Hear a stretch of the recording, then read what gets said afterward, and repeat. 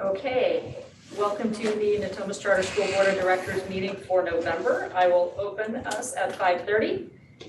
Call to order, roll call. Karen Harding Davis. Here. Nita. Here. Sean King. Here. Gina. Here. Dr. Mejorado. Here. Preeti Merchant is absent this evening. Jennifer Morgan, I'm here. Ashante Norton. Here. And John Core is absent. How about our student reps, Tanaya? Here. Welcome, Crystal.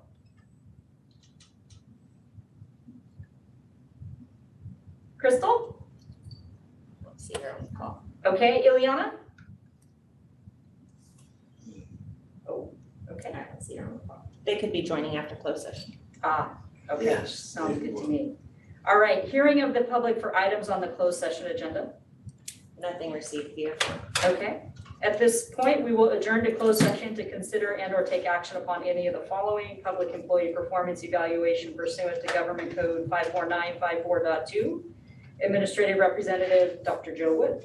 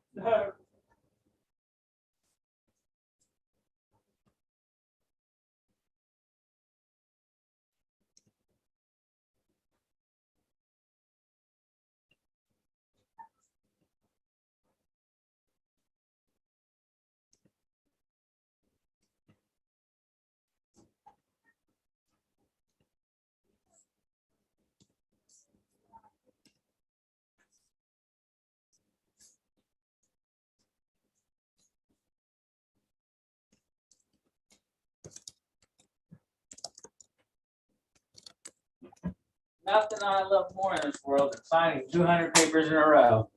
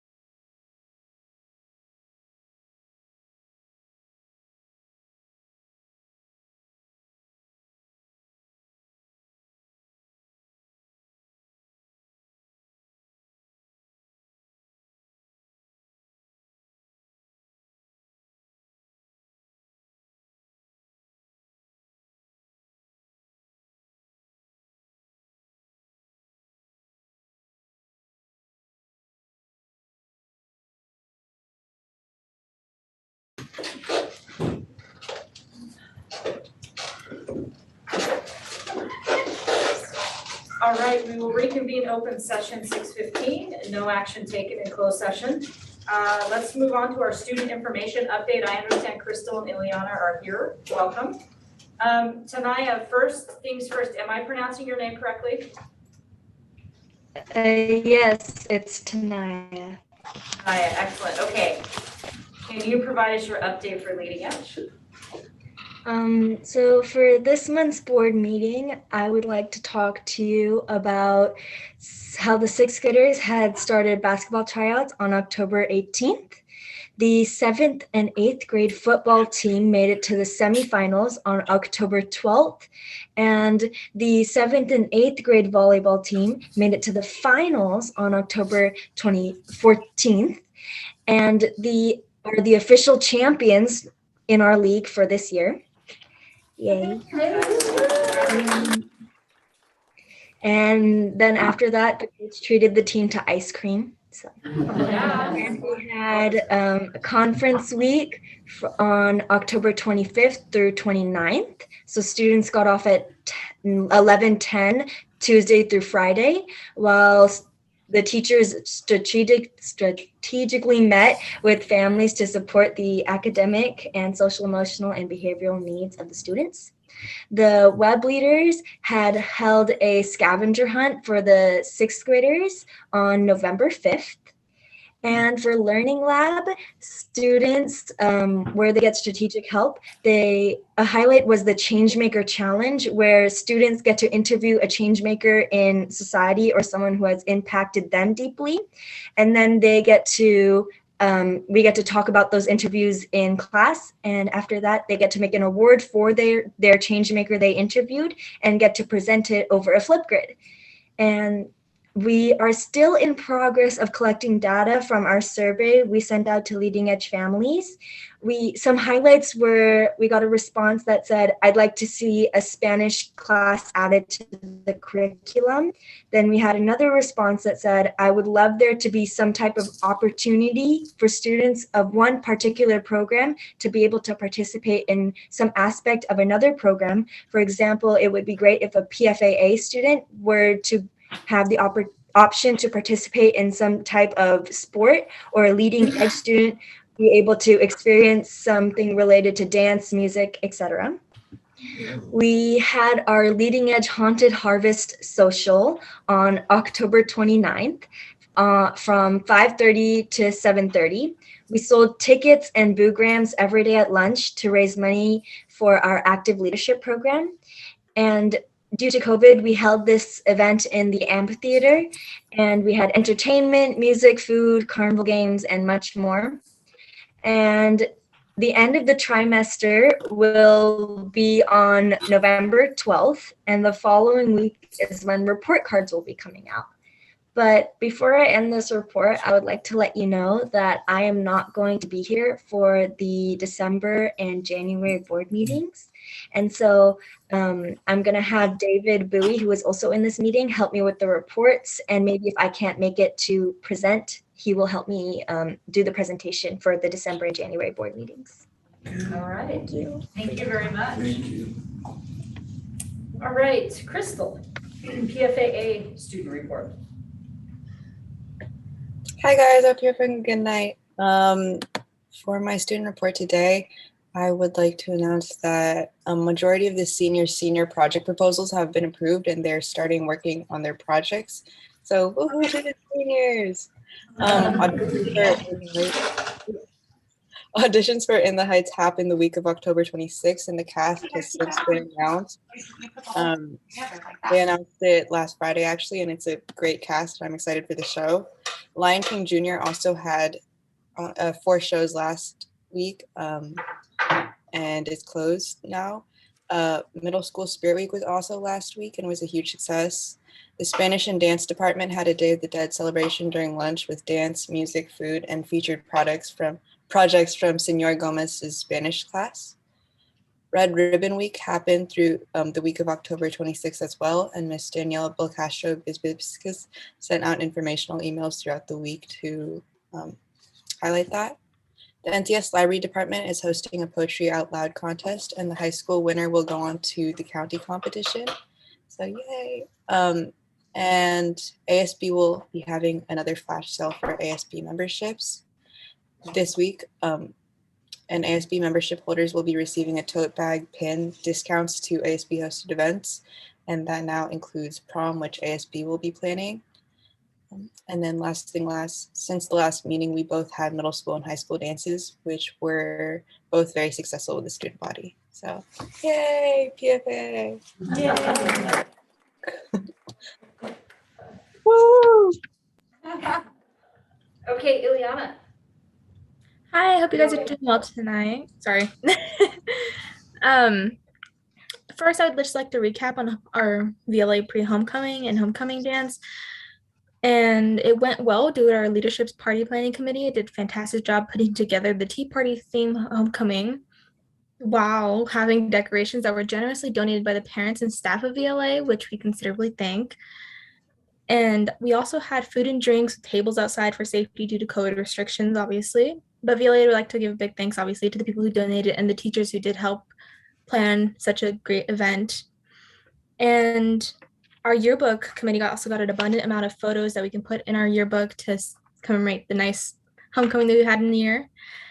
And while we started this month out with the first being a faculty day, which leads to VLA students having an extended weekend, we also had on the 3rd, we had our 9th and 12th grade class meetings to check in and have, as we come to the end of the semester, just check in with grades and everything, as well as the 10th and 11th grade on the 4th and 5th also had their class meetings to check in and see how the rest of the semester is doing as we're coming to a close with it.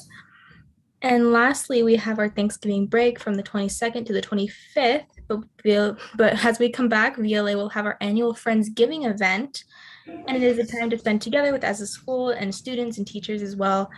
We're really excited for it. Leadership's planning already, and we're hoping to be a nice big event.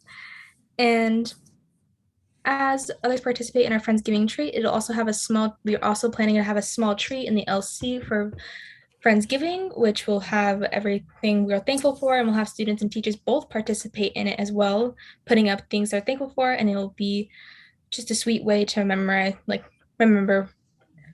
what we're thankful for as well. And that is, I think, about it for VLA. All right, thank you very much. Okay, you guys, thank you for your updates. You are free to stay, but you can also go. So, I don't know, go clean your room or do your homework or do something fun. Thanks very much. Hearing of the public for items not on the agenda. Nothing received via the form. Thank you. Hearing of the public for items on the agenda. Also nothing received via the form. Okay, any comments on tonight's agenda from the board? Okay, may I have a motion to approve tonight's agenda? So moved. Thank you, Karen. May I have a second? Roll call vote. Karen? Yes. Nita? Yes. Sean? Yes. Gina? Yes. Maria? Yes. No, not Preeti. I'm a yes. Ashante? Yes. Okay. Moving on, we have a group of consent items. Any comments there? Okay. May I have a motion to approve the consent items? Oh, duke it out. I'll second it. All right. Who made the motion? I'm sorry. Thank you. All right. Roll call vote, Ashante. Yes. Jennifer, I'm a yes. Maria. Yes. Gina. Yes. Sean. Yes. Nita. Yes. Karen. Yes. Okay, moving right along. Action items. Let's see. Our school calendar for 22-23 school year. Yes, Dr. so Wood. we are already planning for next school year. In your packet, you have the 22-23 calendar to review. This calendar, so when we create our calendar every year, we connect with Natomas Unified, MP3, and Westlake. At this point, all three organizations are in the middle of calendar development themselves, but none of them are planning any dramatic changes from previous year's calendars. So based on the calendar that we're presenting tonight, our fall break aligns with both NP3 and Westlake's fall break. And our spring break aligns with Westlake and likely the school district, but it does not align with MP3. MP3 always takes their spring break in the middle of the semester, regardless of where Easter falls. Whereas historically, we have had ours wrapped around Easter based on feedback from parents from a survey we did a couple of years ago. So structurally, this calendar doesn't look any different than our current calendar. We're starting in mid-August. We have the break at the beginning of October. And then we have Thanksgiving and winter break, followed by the extended weekend in February, spring break in April, and then we're ending on June 9th.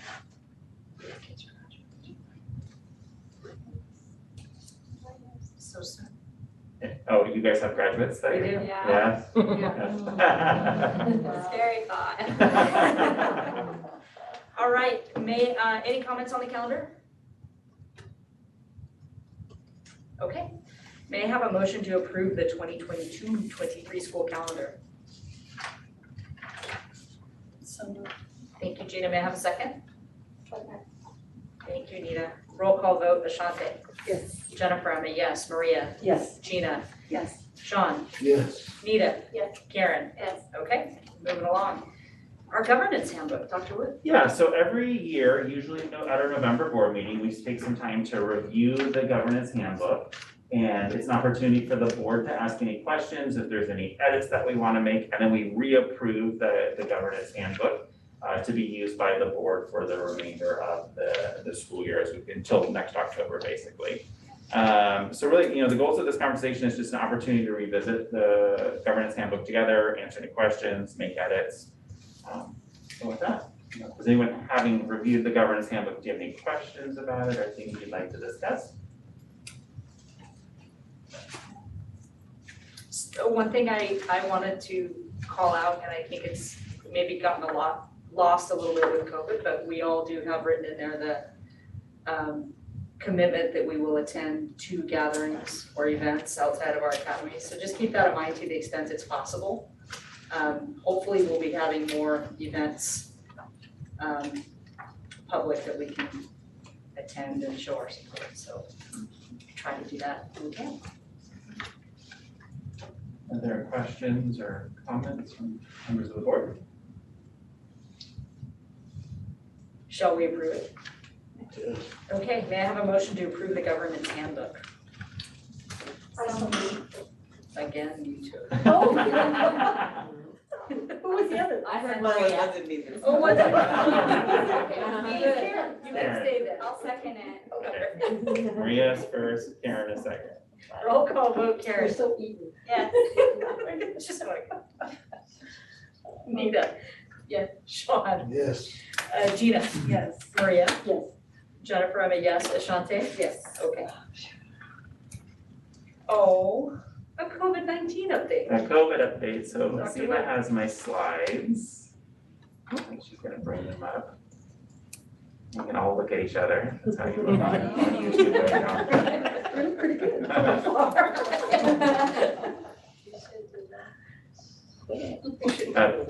Slideshow, the word slideshow. Hiding behind the pictures, people. All right, so yes, COVID update, one day these will end. Just a little update on where we're at with COVID, so let's go to the next slide. So I think it's always important to ground ourselves in what's been happening on campus. And you heard a little bit about this from our student updates, but in the upper left corner, that's a picture of our change makers activity that was going on at Leading Edge. And our first change maker to come speak to the group was Jim Eigel, who is our girls volleyball coach. And so a couple students interviewed him. You see our, kind of moving over to the right, you see our Halloween parade at Star Academy, which was awesome. Most years, I think like maybe 75% of the kids dress up. I think this year, we're sort of making up for last year. It was like 99.9% of the kids were dressed up. So it was really awesome. And then Lion King is the rightmost picture at the top there that opened this weekend. That's the cast of Lion King.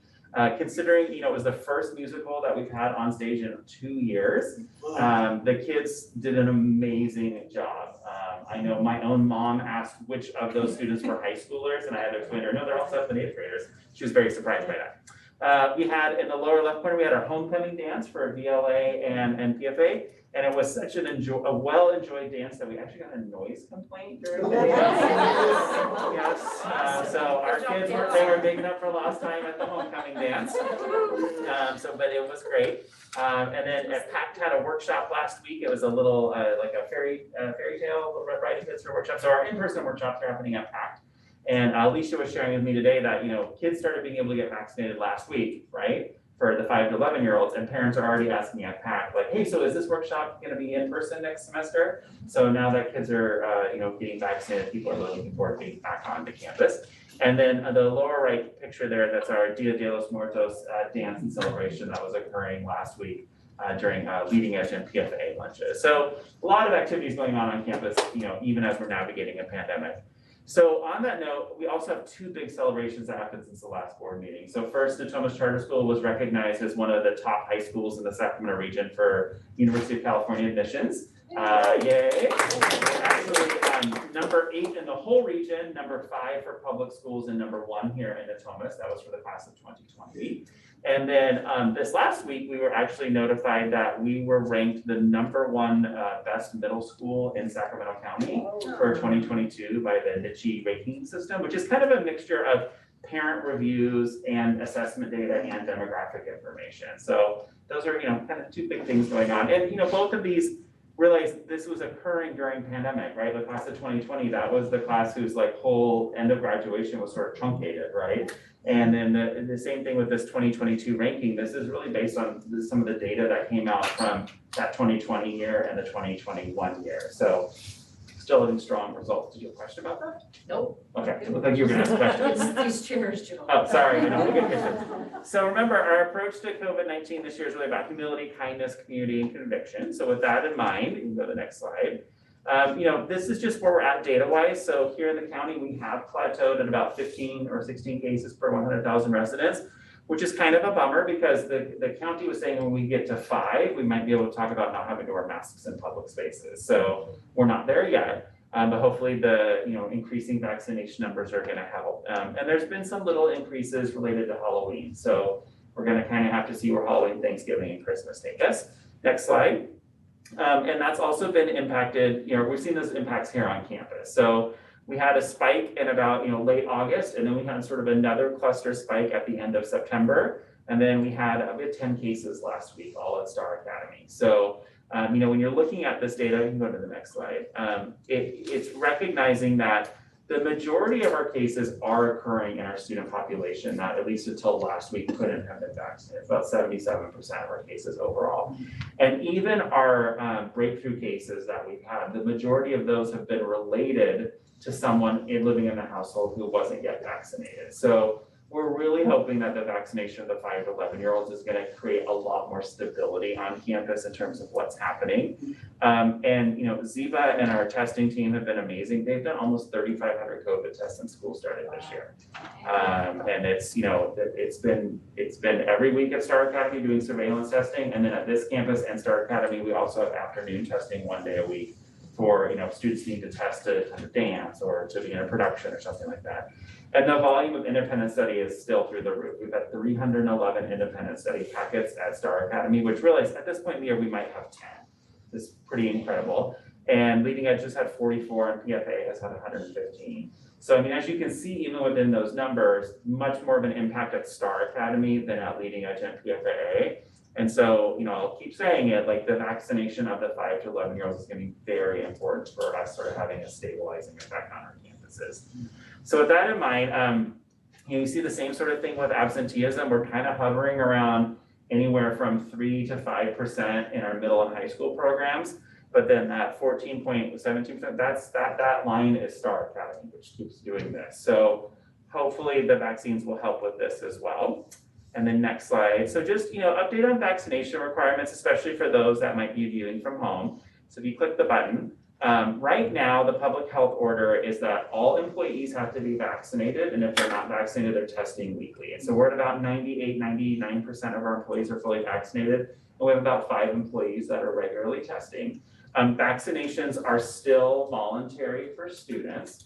And at this point, as of last Thursday or Friday, every single K-12 student on our campus is eligible to be vaccinated now. So with that in mind, that kind of takes us to thinking a little bit about the future. Right now, there's this governor's emergency order in place, which basically says kids have to be vaccinated this semester following when that vaccine is FDA fully approved for that group of students.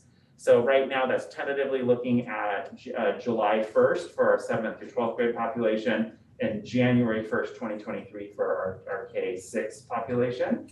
We'll see what the legislature decides to do when they come back. The legislature could modify this timeline. Under the governor's executive order, there's a personal belief exemption along with a medical exemption. The legislature could choose to get rid of personal belief. So we're kind of waiting to see what the legislature does. Once the legislature or the governor seems to make some decisions in the spring, that's when we're going to really start educating families about like, okay, so based on your child's age, this is when they have to be fully immunized. And if they're not fully immunized, then this might be what your options are. But for right now, we're sort of operating on strong encouragement and everything's voluntary, but getting prepared as an organization. And with that, there is an upcoming vaccination clinic at Natomas Unified. So Natomas Unified, Natomas Charter School, Westlake and MP3 are coming together to host a vaccination clinic for 5 to 11-year-olds on this coming Friday. And they're making it very kid-friendly. There will be bubbles and dogs and they're trying to music playing and stuff. So kind of recognizing the 5 to 11-year-old students might need a little bit of extra support. And if you would like to volunteer, email me. Yeah, it's actually a great opportunity if you haven't volunteered before. So just in terms of, our mantra right now is we're really trying to work towards moving beyond the pandemic. And so we kind of have 4 areas that we're working on. I mentioned we're going to continue encouraging all families to have their children vaccinated as soon as they're comfortable to do that. We're going to continue to monitor our on-campus rates and see if we need to make any adjustments, but our hope is that our rates are going down. And if anything, our adjustments are about being able to loosen up restrictions, not have more restrictions. We are planning on phasing out the Star Academy, the surveillance testing. So we have basically half the students get tested one week and the other half of the students get tested the other week. And that's assuming their parents have allowed for that. And we're actually going to phase that out as we go into winter break, because by the time we come back in January, every single student at Star Academy will have had the opportunity to be fully vaccinated. We'll still run our after-school testing clinics at both campuses, so that if families need to test for any reason, that'll be available, and staff as well. And then, as we're getting ready for the spring and next year, we're already talking about like, okay, so how do we bring field trips back? How do we bring, this type of production back or this sporting event back? We're already talking about graduation and promotion, how we bring those back. Also talk about tightening up on our attendance procedures, because once we get to that window where everyone is eligible to be vaccinated, then we really want to work with the families to kind of help them understand that we really need your kid at school every single day. And we need to minimize those disruptions in their learning to the greatest extent possible. And then, as I mentioned, once we have a little bit more definitive information on the vaccination timeline, then really educating families on what their options will be. If that means they have to transfer over to PACT, or if they have a high school student, maybe they have to transfer to the Larry Meeks Academy or Visions or something like that. But we kind of need the legislature and the governor to settle out a little bit on what the requirements are going to exactly be. So any questions around COVID? Everyone's favorite topic? I was telling Laura, we have these signs in our staff bathrooms, and they were the old CDC posters that we printed out when COVID started, and we thought everyone was just gonna be able to wash their hands and we'd be good to go. And every time I see the poster in the bathroom, I kind of giggle. I'm like, well, 18 months later, look where we're at. I didn't realize it's gonna be a little bit more than just washing your hands. So. All right, next item is an enrollment update. Yes, Dr. Wood. So our enrollment update is pretty straightforward. We met about 3 weeks ago, so our numbers are pretty much where they were when we talked 3 weeks ago.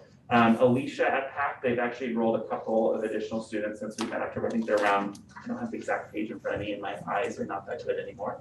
I think we're at 183 for PAC is our most recent number. And then any other differences that you see where, one grade level is off by 1, that's really more reflective of, a kid was going out on October 31st and we're having another kid come in on the following Monday type thing. Any questions about enrollment?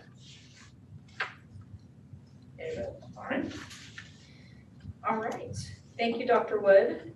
Next up is the business office presentation. Anita. Z was getting my sweat. Thank you very much.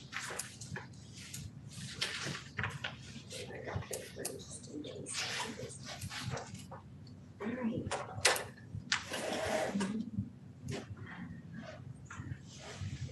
show, certainly, and you can advance the slides and stuff too.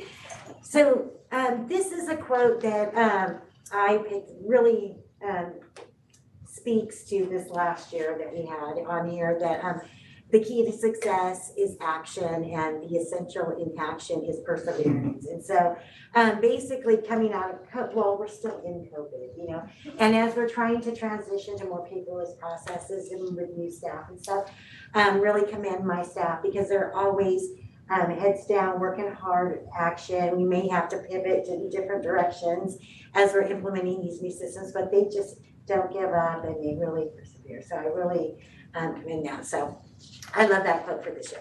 And for those new board members and such, these are some of the areas of responsibility in the business office. Just for a quick glance, you can see there's quite a bit on there. And this is the team. So this year's reconnection is our theme. And we have Leanne is our HR manager. And Isaiah joined us the end of last year. He's our account technician 2. We have Relina is our purchasing account technician 1.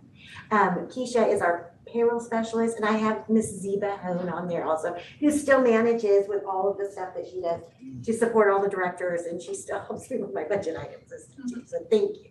So moving forward on here, a year in review, and I'm gonna have to refer to my slide for my eyes on here, is all of our employees are now on semi-monthly payroll. So we moved everybody on, just all the teachers and the admin. Previously, it was just non-instructional staff. And then also we have spent the last 10 months in an implementation for a new HR, human resources management system, which is very robust and it has multiple modules to it, which you may not be aware of. The HRMS system is really the brain or the hub of where you would keep your personnel files. There is Frontline Central that is remote forms and going back and forth and actions. There's recruitment and hiring process that's all there, a benefits management module, and time and attendance on that piece. So as we've been working through this, our target date to release the main HRMS system is we're going to be doing a training for admin at the end of this month. We start working on that. But one of the first modules that we did have to implement and roll out for July 1 for this year was the new time and attendance system. So we were able to convert that out as well on there, and that's running well. And we were also able to connect it with our absence management system, which is the same, for another module with the same company that we've had in place for years, kind of like our sub-caller system, formerly known as ASOP, maybe you might have heard of it and stuff too. But now all of that absence information is flows through to the time and attendance timesheet system and stuff. So have that going. And then this year's open enrollment, we got to do it a little electronically. We are still in the process of the benefits management implementation. We have found that this company is really based from Texas, and they do have California clients, but a lot of things for California, they just say California is unusual, right? And so we have a lot of these workaround things. So, but with the system, we've always been able to come up with a solution. So this year's open enrollment, instead of the paper forms and stuff, we were able to use the Frontline Central piece and automate the forms to go out on there. And then we will be rolling out our benefits management module for new hires starting in December. So they will just use that complete module to get in and go through that whole process there. So we're pretty happy about that. And with that rollout for the open enrollment system, we were able to have our employees access the employee service center. And so that's where they actually went on using their same absence management login credentials and everything to go into their benefits and do the forms and things like that. And then also we spent a lot of time on cross-training, staff development, and team building. So for professional development, really with the staff, we usually have a common theme that everybody really wants to focus on. Last year was team building exercises. And this year we're really focusing on organization and time management. So let's see if you go to the next slide. For our upcoming goals and objectives, again, like I said, this year's theme is organization and time management strategies. We're going to continue to focus on staff development. Things change all the time in the business office. Also, we'll be beta testing our online requisitioning and purchase order routing system. That's through our finance system. Right now, we have it set up so that purchasing and I can go back and forth. But we're working with Joe Cook, our IT manager, who is coming up with basically it's a VPN system. It's a bridge system for our Mac users to be on our platform. So based on our infrastructure, we can't use the typical one that, say, Natomas Unified and the county office is using. So Joe thinks he has found a solution for us, and we'll be working on that. And he's really going to be my beta tester, along with Pact Academy is also going to try to beta test it before we roll it out to all the admin. Also, our next thing is we want to roll out the recruitment and hiring benefits module in the HRMS system. That's pretty much set up, and they have their own advertising platform. So we use EdJoin, which is typical for California schools and stuff too. But this is called K-12 Education for Recruitment Platform. We have put fillers out there, for posting to see if we get anybody like with subs, but so far we haven't seen anyone get that. We've also tried putting a link in EdJoin to say, click on this link that'll take you to the new platform. And we still haven't gotten any bites on that. So in working with the company, they're trying to come up with a quick enter solution so that everybody's used to in California applying through EdJoin. So once we get the applicants that we want to interview, to enter those in quickly so we can go through the online interview process, and which will then map over to the new hire onboarding process. So they've been really open with the suggestions that we're putting forth on there. We are continuing to refine and reinforce our procedures. We'll be revamping our website. We spent a lot of time in the prior years, I should say, updating our intranet page for our staff with Zeta's help and everything. Now we're going to be really cleaning up the web page of business services for what the public sees on that. Also, we are going to be hiring an account tech 3. I just made another offer today, but that's really to assist myself in human resources. Human resources has had a great demand as far as we only have that one person in there and stuff. And then with Ziva's time being split with all of the directors and COVID testing and vaccination clinics and stuff, we also, through attrition, did not replace the accounting manager because we did not we transitioned out Kairos and things like that. So, but taking on all of those duties has been a little overwhelming, and we need the extra support. So we are, hopefully we'll get good news and a response today on that position. And then also we are ready to move all teacher substitutes to the online time and attendance system. So again, this is another California thing where what's kind of unique about us is that our substitutes get an hourly rate if they work less than a half day, which is less than 4 hours, or a full day. So we had to work with a company to come up with some formulas behind to make it work. But I've seen the system, all of the information coming from absence management is out there in time attendance. They just have to punch in and punch out. So that is the next training that we'll be rolling out for employees is our substitutes on track with that. And then also with frontline technologies and stuff, we are very assertive, I should say, with our feedback and all suggestions and stuff.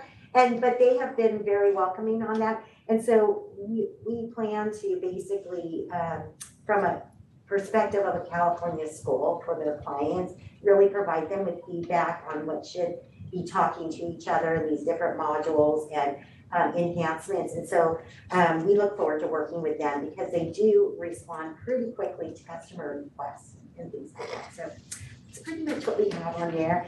And just ending with the road to success is always under construction. So, all right, so I'll be happy to answer any questions. Any questions for our business office? Thank you, Nita. Thanks, Anita. Okay. Next up, Laura Barrio with our assessment data is the one.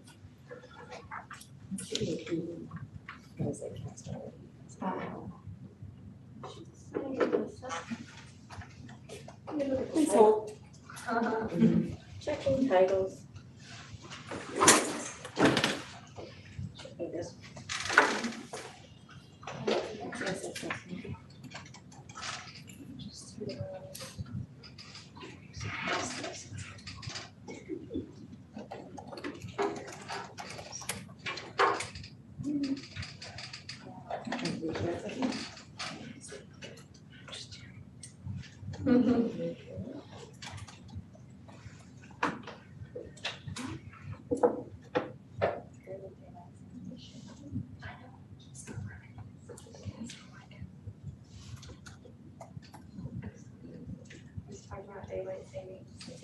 Are you tired yet? Yeah. Go ahead and adjust it.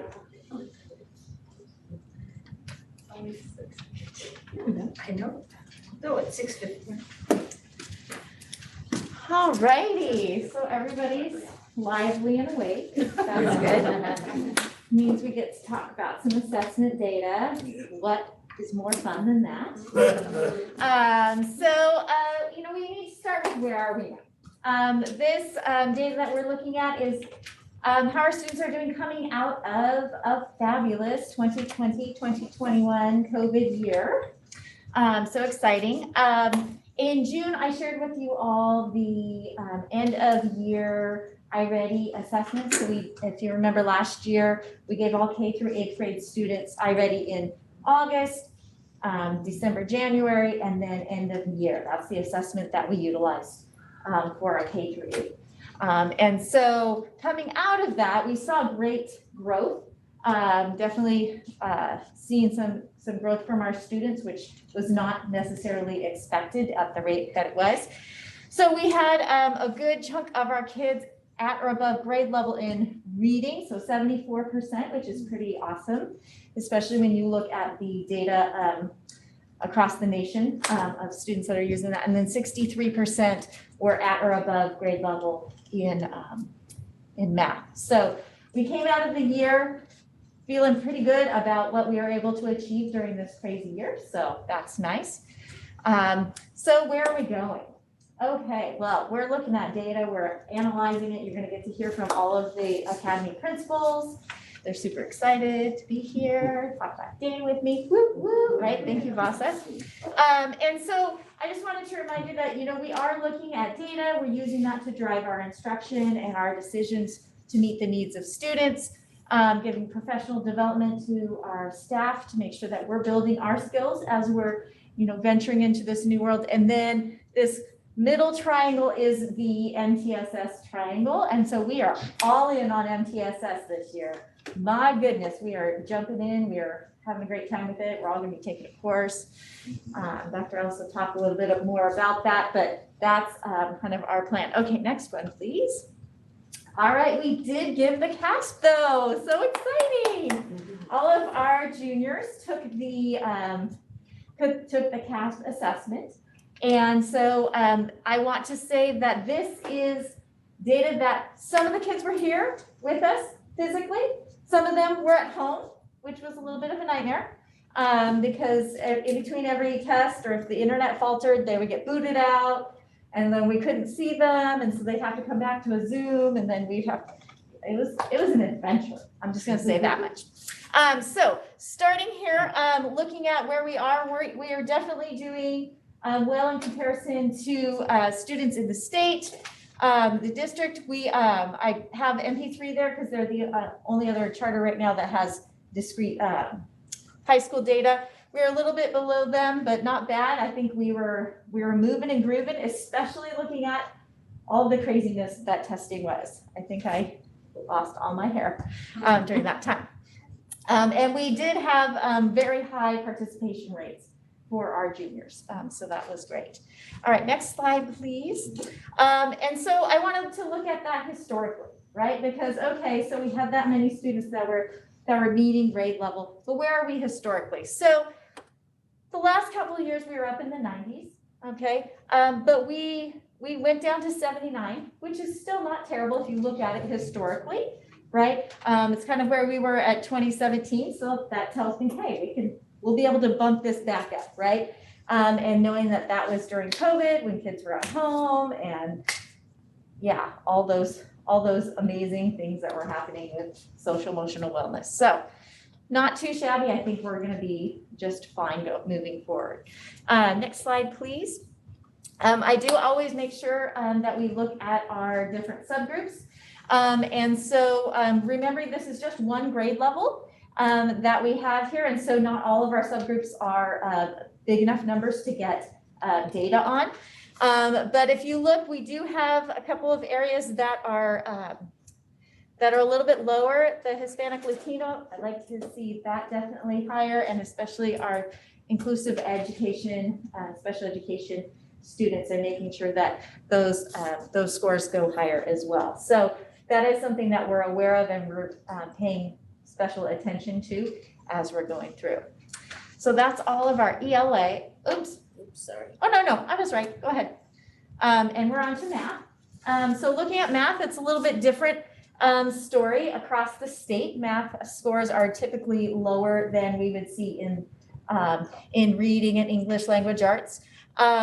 We did dip a little bit in our math. That's actually something that we saw in different reports as far as students learning what they're doing, because you can still have kids reading at home and working on those skills. It's pretty easy for them to, especially at junior level, to keep building those skills kind of on their own. But it's those math skills that were much more difficult to teach. So next one, please. All right, so we look historically, where are we at? So we're kind of around the middling again, right, of where we were before. Not exactly where we want it to be, but I think that we can move that up. I know that the students are definitely more excited to be in the classroom with their math than at home with just a video screen. So we're gonna just keep to work to bump that up. Yep, next one. And then looking at our subgroups, we definitely have some concern about our special education population there. It was a fairly small sample size, but it still worries me that we didn't have any of them that were meeting the standard for math. And then our Hispanic Latino dropped even more. And then our socioeconomically disadvantaged students had a harder time, which unfortunately with the pandemic and them being at home, they oftentimes have less resources even still. So that's an area that we're definitely making sure that we're focusing on this year and ensuring that we're bridging that gap for our students. So we're seeing similar trends to what most schools are seeing, although our scores are higher than what you'll see traditionally. So, all right, so that's our our CASP. So I wanted to give you a picture of, okay, what are we doing for assessments this year, right? What's our big picture? So we have a couple of different things. In fall here, we've had our initial LTAC. So those are students that are new to California schools that are that have a second language that they speak at home. If they're new to California schools, we test them initially to see if they're English proficient or if they need additional supports as an English learner. We gave all of our K-8 the iReady Diagnostic to start the year to see where they were at the very beginning of the year. And then our 9 through 12 are doing IABs, which are interim assessment blocks. And so that's a smaller chunk of a CASP test. So they're looking at where they're going there. In winter, we will give the diagnostic for iReady and the IABs again to see how the students are growing and progressing. And then we jump into all of our English learner students will take the LCAC test starting in February. We'll have PE testing in March. We just got that all settled. That's grades, was it 5, 7, 9? And then we will jump into CASP. And CASP, the state is ready and raring to go this year.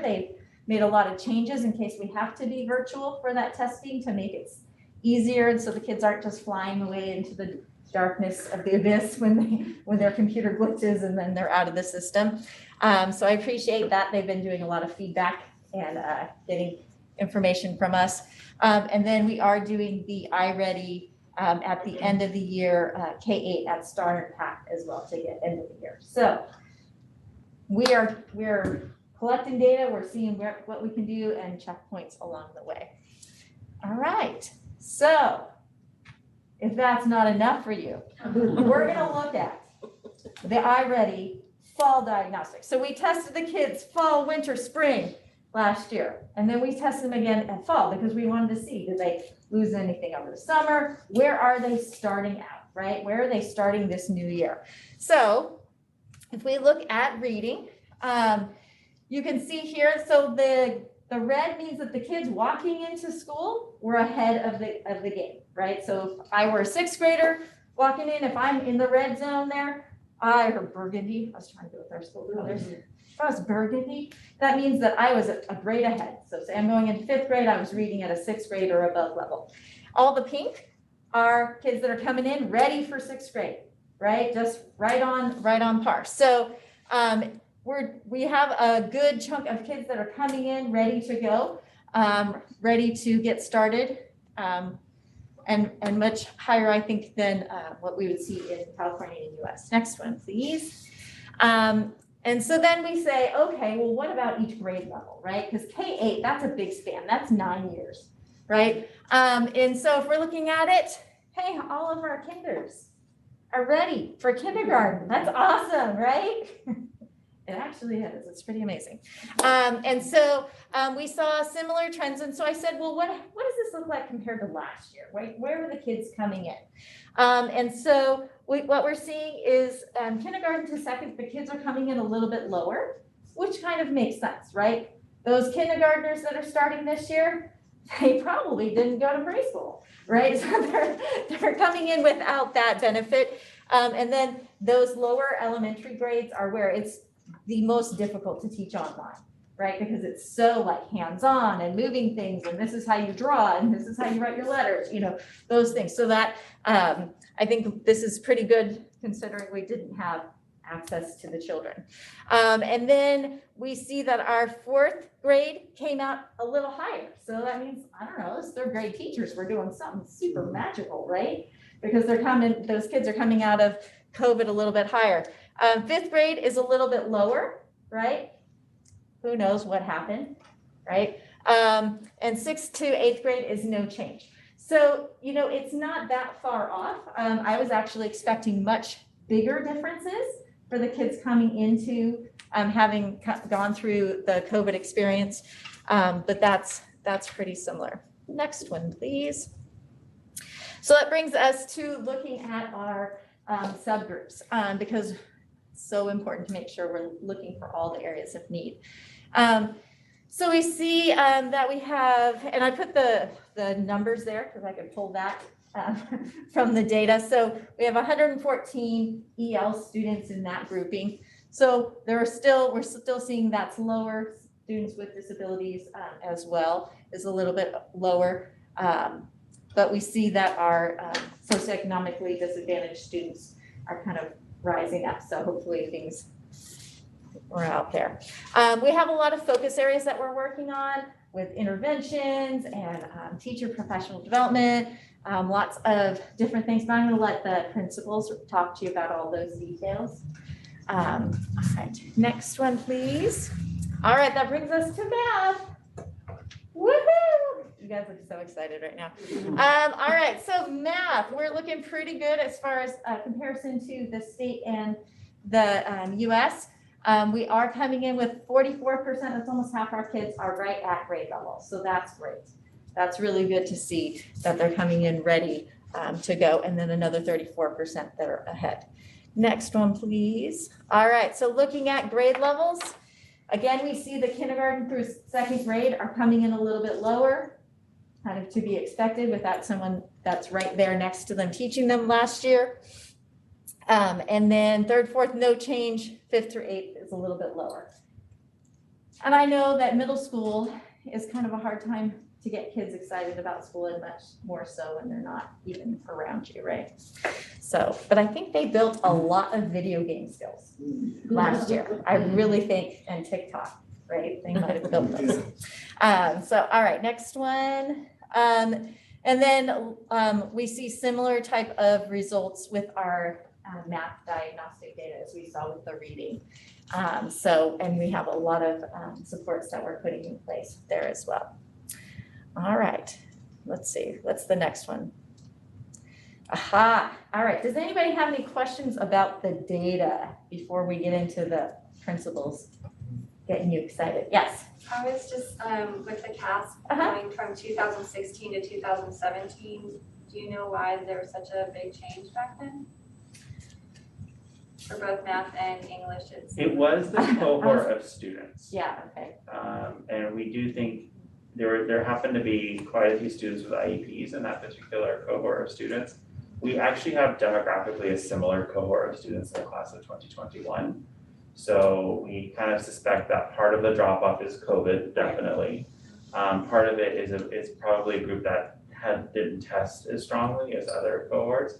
High school is the hardest to compare because we have data on them in 8th grade, and then we don't have 9th or 10th grade official data, and then we have 11th grade data. But our 8th graders and our 11th graders are not necessarily the same students. There might be 50% of the students are the same.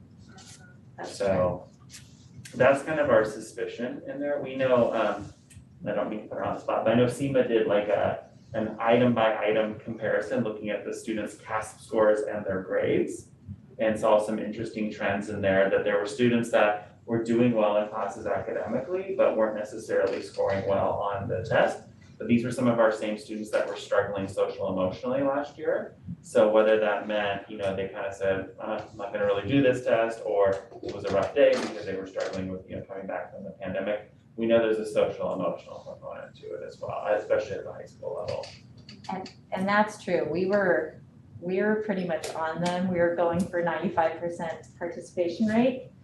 And so we were kind of relentless. So I can imagine some of those that were not that into school just kind of got it done. But they did it. We were trying for it. Yeah. What's the difference between the CASP testing and the CASP testing? So CASP is English and math, and CAST is the science test.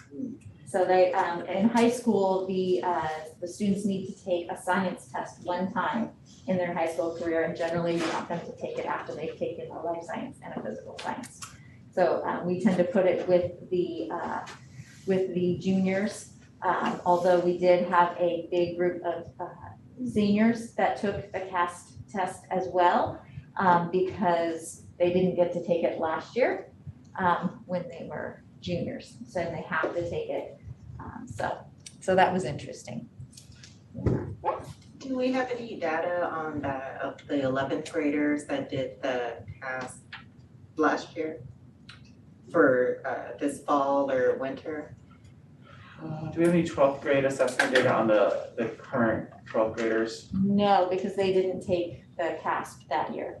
We were going to take CASP in 2020, and then like the week after we closed down. You're actually asking about fall assessment data on the current seniors, correct? Yes, so we did sorry. the 11th graders, they're our seniors now, but we have the data from their 11th grade spring testing. Did they take in like an interim assessment block? Yeah, so they did take an interim assessment block, and then I have not correlated those yet. Okay.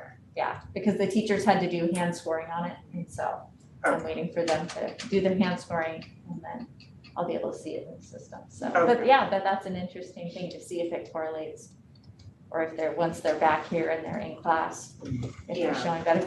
It won't be a direct comparison because they are doing just like the interim assessment blocks are only a couple of standards that they're looking at, whereas the CASP test is the whole breadth of the standards that they're looking at, and we're waiting. I don't have the the full detail of everything yet, so we're kind of waiting on that. I'm They're just saying worried, we December. don't have much time left with them and those numbers were pretty low for them. And I Yes. don't want to launch them Right. Oh, absolutely, without absolutely. us filling in that gap. Yes, yeah.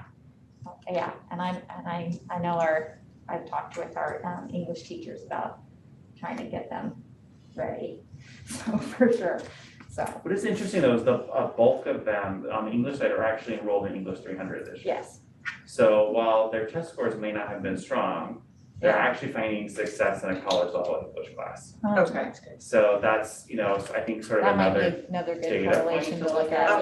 yeah, in my gut, I'm not feeling like those 11th grade scores are reflective of what they're actually Yeah. capable of doing. Okay. Unfortunately, we don't have a good, like, offset data point that we can look at. But it is interesting that the vast majority of them are in English 300. Yeah. Doing okay. yeah.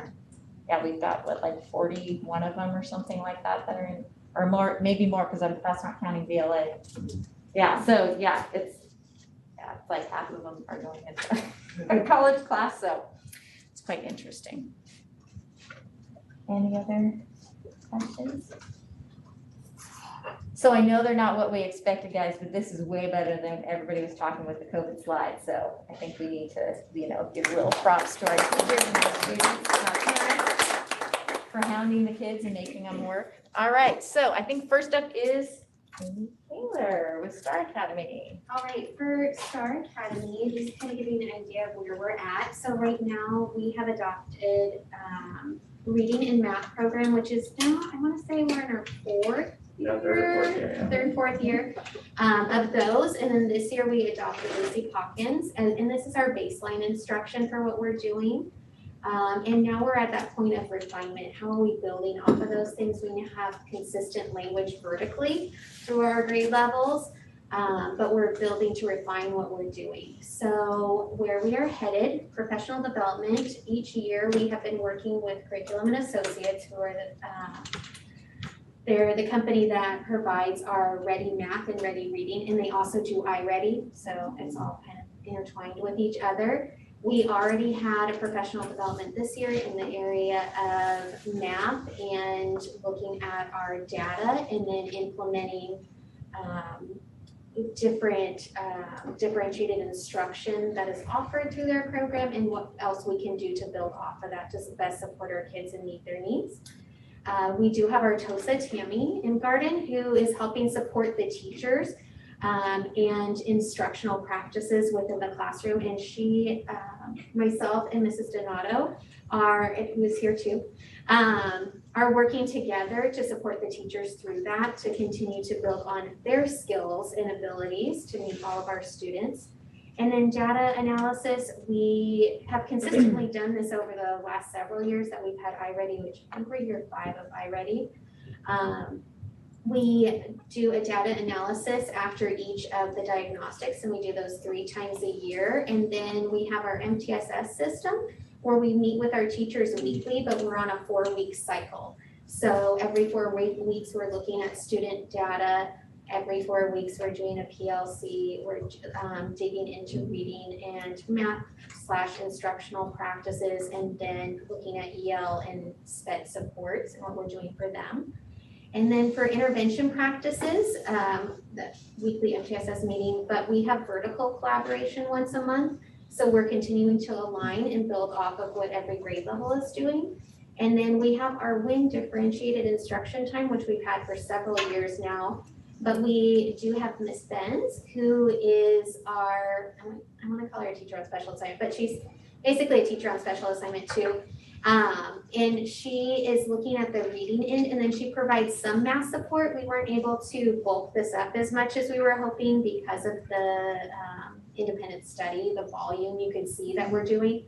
She in Garden, and then one PACT advisor who's a former STAR teacher are taking that on because the volume is so high, but we're making sure that she's still pushing into classrooms to support those small group instructional pieces. Any questions for Star Academy before I switch to leading edge? Okay. Right, sure.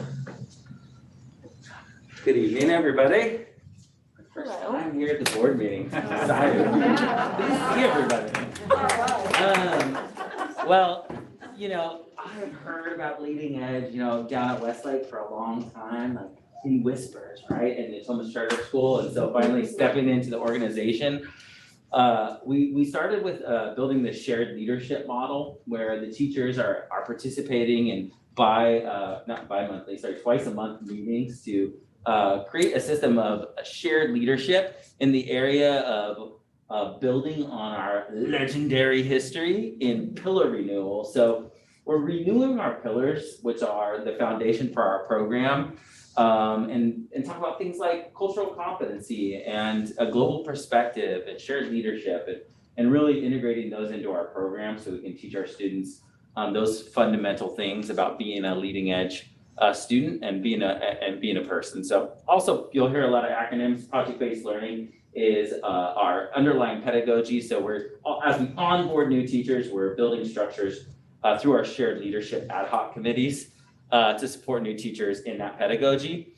Implementing a new math curriculum, both with PFAA as well, and then solidifying an interdisciplinary approach. So we switched to a block model where you integrate humanities, English, and history together into one class, and then science and math into one class. And so solidifying those practices and really developing those teachers' abilities to teach both of those curriculums at a high level and then integrate them together is what we're trying to do.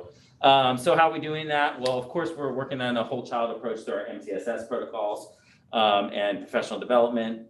We're doing some strategic reading intervention training with especially our paraprofessionals and those staff that are pushing in to support students certified special education, students that are identified as English language learners, and really help them because it's really hard to differentiate like 2 or 3 grade levels below. So you got to have those support staff supporting them. And then of course we're providing CPM, some NGSS, professional development, and web, our leadership program.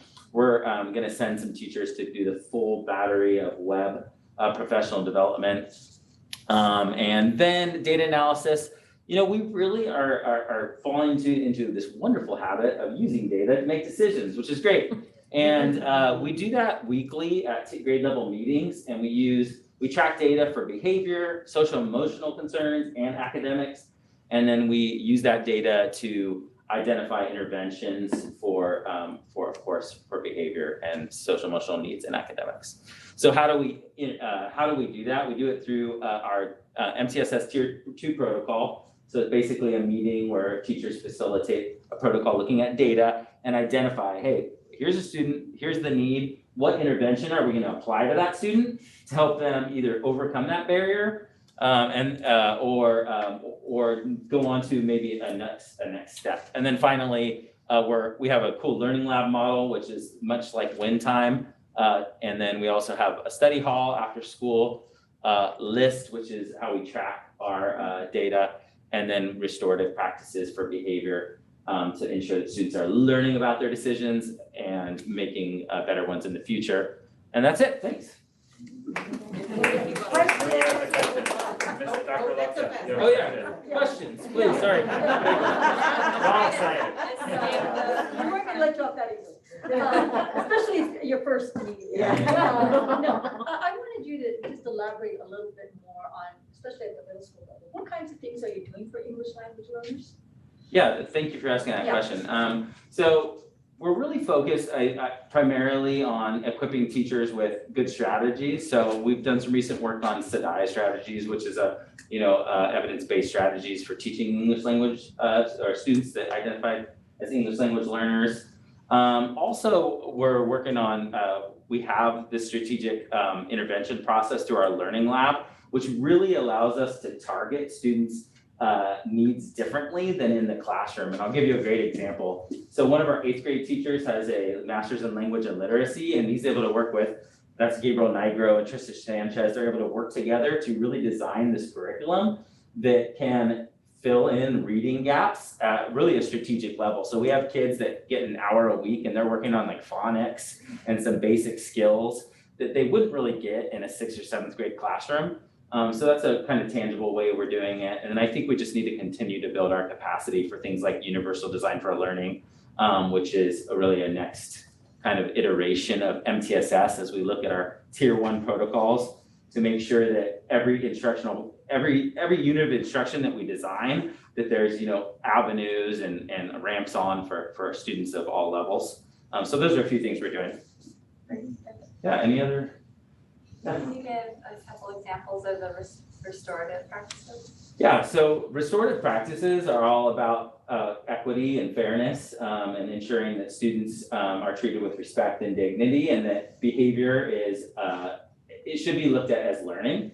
So that's kind of the overall philosophy. And then a restorative practice looks at leading edge, looks, a good example is we have restorative assignments. And so I'll use threatening language, for example. So say a student used some threatening or harassing language, they would go through a process where they meet with me and they'd read an article about, threatening, harassing language, watching a video, do some written or verbal responses to reflect on that behavior.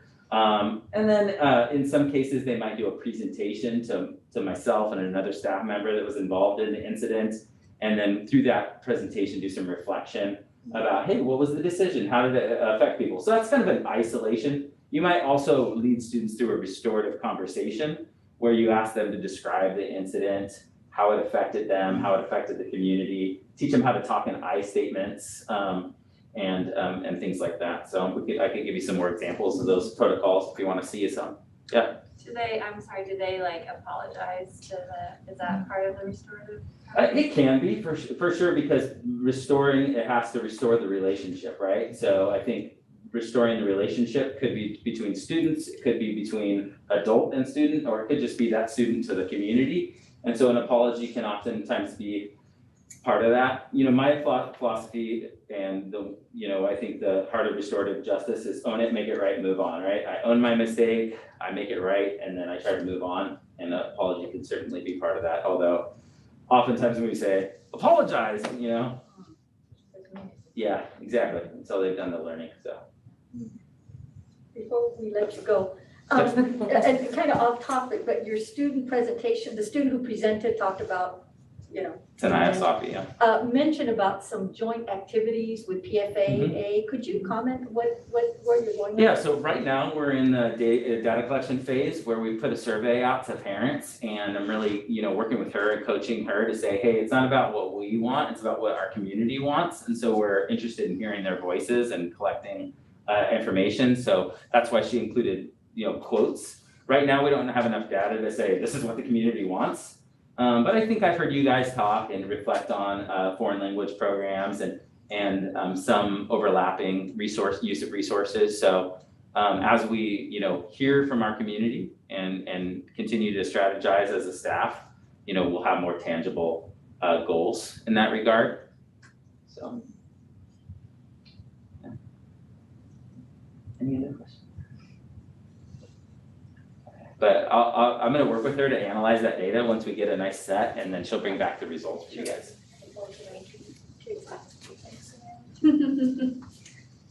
Hi, Karen. All right, so at PACT, some things that we are seeing in our assessment data is, surprise, we have high turnover year to year. That's very common for us historically. It was particularly true this year. There was a lot of turnover.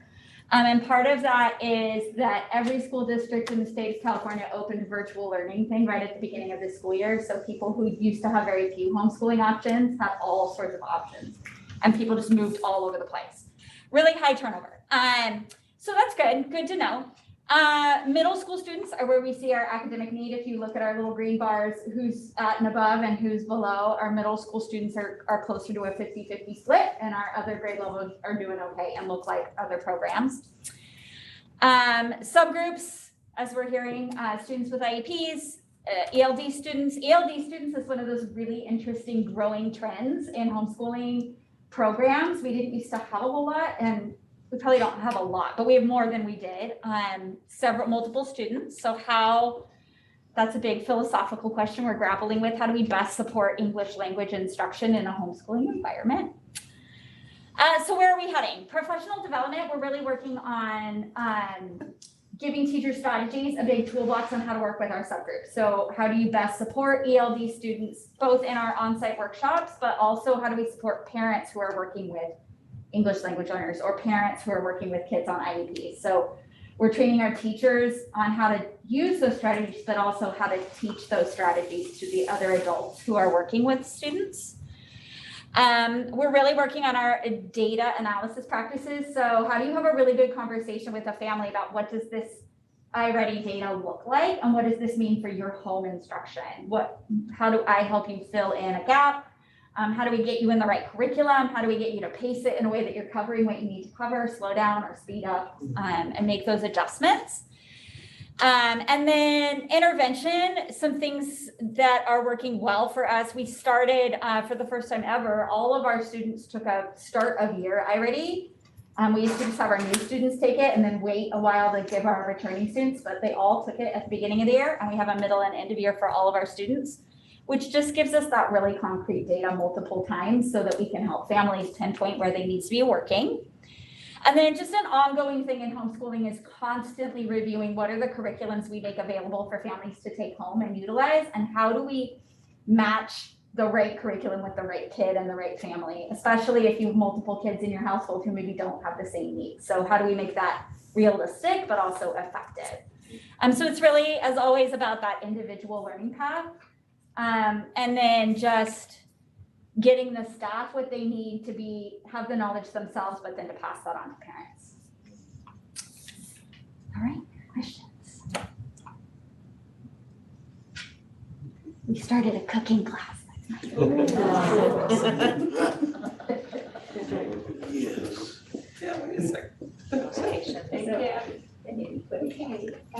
So at PFAA, where we are, we've implemented our CPM curriculum at the middle school level. We've started our DEI work in collaboration with Dr. Ellis and Ms. Burial as well. And we're currently at PFAA working on our scope and sequence, which is our guiding document in conjunction with teaching and learning. So where are we headed? We have our data in front of us. For math in particular, we are working with our TOSAs to provide coaching and support. They're working with all of our math teachers to do instructional rounds, giving direct feedback, modeling what lessons should look like. We are also sending all of our math teachers to a big CPM conference in February so that they can learn additional strategies to support our students. For our EL supports, there are two particular things that we're starting with. One is during win time, which is what I need.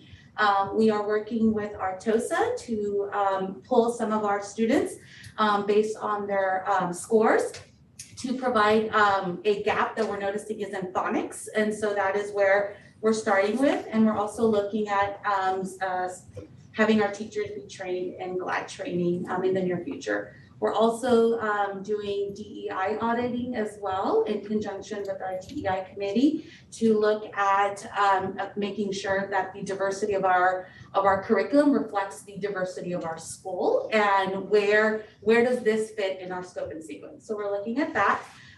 In terms of data analysis, we meet in our departments and grade levels weekly. So at the grade levels, we are looking at our CAP scores, iReady scores, MTSS tracking documents, behavior documents, to see where our needs are. And then we are putting intervention strategies in place based off of where the needs are. So if the students need to meet with our social emotional counselors, we're setting that up. If they need to go to office hours, if we need to hold SST meetings, depending on what the needs are, we are making sure that we're supporting our kids in there. We're also doing a needs assessment as a staff by looking at our iReady and CAP scores as well. Curricularly, our goals are this year to implement CPM with fidelity at the middle school level. We also are looking at exploring some English curriculum at the high school level to ensure that there is vertical alignment from 6 to 12, since most of our 8th graders do stay with us. And then making sure that there's 6 through 12 curricular in math and science as well, so that everything is connected, since most of our students do stay with us. Any questions that I can answer? Can you explain a little bit more about looking at the curriculum to see if the diversity is reflected? What exactly are you looking for? So making sure that our textbooks that we're choosing, our novels that we're choosing are coming from diverse backgrounds, and ensuring that what we're choosing reflects what our student want and the needs of our students. So ensuring that all of our student voices are being heard in that process. So making sure that the skills and the curriculum that we're choosing is an accurate representation of our student body. I can kind of add to that. For one example, we had recently the Pride Club, our LGBTQ Pride Club, that with me. I talk about how they wanted to see more diversity of the LGBT representation in the curriculum. So we actually did a workshop with all staff, not just BFA, but all staff last week on, how do you, what's appropriate terminology to use? How do you navigate chosen names and chosen pronouns? And the second part of the workshop that we're working on with Jeff Pollard is really looking at how do you weave LGBTQ history and literature into the curriculum, and what would be some different texts that teachers could use. Actually, that Elsa pulled some books from our library that are actually still up for the, we pulled them out for the teachers, but they're still up here. But really working with the teachers on how we can, not that the books that, you and I read in high school that we might still be reading, not that they're bad books, but, how could we maybe trade some of those out to have more diversity in our curriculum? That's great. It's a whole nice lecture. Can I just say thank you for checking on the grades of those 11th graders from last year? That makes me feel good that we just didn't take that data set and then moved on. No. Stephen definitely did not. I didn't. And just to comment a little bit on that, there some trends that I personally saw is that there were initially some early assessment programs that colleges used to look at, which they are no longer doing. So those are some of the buckets. There were also some buckets where students were really high achieving students, but some of them were in crisis, and they were hospitalized, and there were many other layers. And so that assessment just was not a priority. And then there were other students who were upset that they were having to do this when they had just come back 2 months ago. And so, and then I've also followed up with a lot of those students this year, and those students are in English 300. We have approximately 40 students taking English 300. Every single student, for the most part, is passing. We are passing with an A or B, not just passing.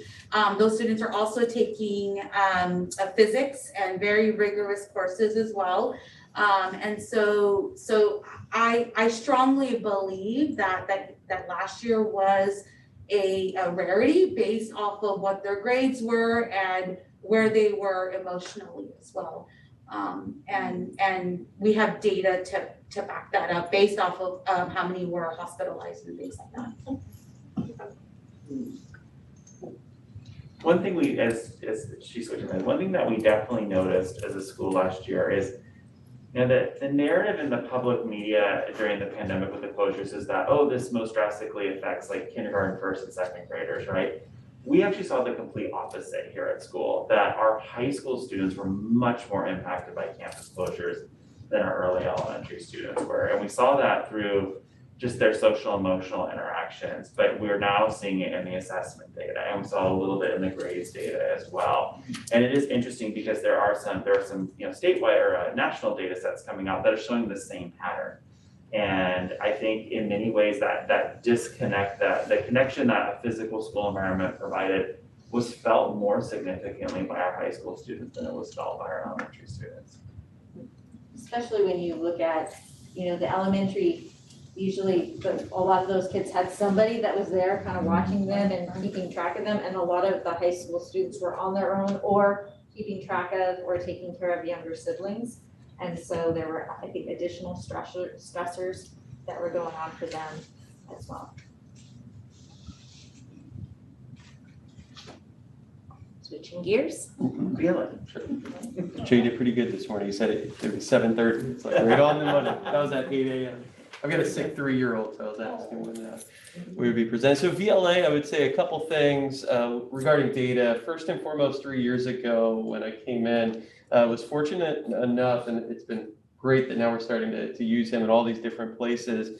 But we have a staff member, Ian Summers, who's our teacher assistant, and he was able to go back and look at historical data and really, starting in year 1, was how do we collect that with some fidelity? Because what was happening is we had some anecdotal information, but it wasn't always checked consistently at the same time. And so what we've done is that we've implemented twice monthly 2.0 grade check to identify students and really provide early intervention for them. We have a math like master document that compares their iReady assessments, the 3 they take as a freshman, where their initial scores are in each of their courses. Did they go to any intervention classes or additional grade level supports, all the way through to what was their SAT and ACT scores, and then what colleges did they go to. And that's really informed some of our structures, because historically at VLA, we really see a U curve. We have some students that are multiple grade levels ahead right when they come in, and a large number of students, and it seems to be increasing, that are 2, 3, or even maybe more grade levels behind in both math and English. And so with that, it's required us to build in multiple pathways, more than just that typical sequence of going math 1, 2, and 3. We were seeing some students that could kind of get through math 1, they get to math 2, and then they just hit that roadblock, and then maybe you're failing and trying to make it up over summer school. And so we've developed our math modeling class in collaboration with PFAA, where those students that did struggle in math 1 can go to that course, and it actually counts as their math 1 UC A to G requirement, but it also is more project-based learning and hands-on, and builds some of those skills required for math 2. We've implemented both a math and ELA bridge class. That's for students that are 2 or more grade levels behind. That's taught by our ed specialists.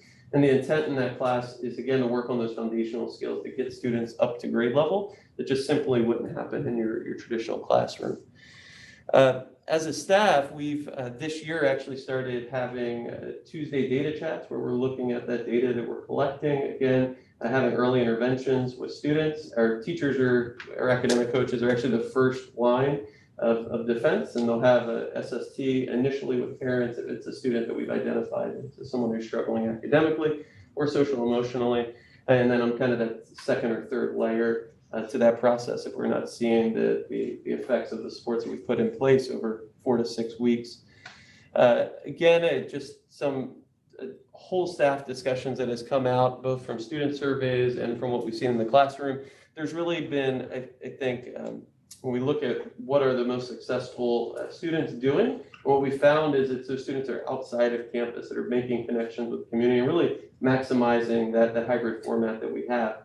And so with that, staff has been collaborating more, bringing community in, also developing, I think we're moving towards maybe this like 10-hour requirement of volunteer hours, where it structures and builds all the way up to their senior project, where they're out in the community, finding something they're interested and passionate about.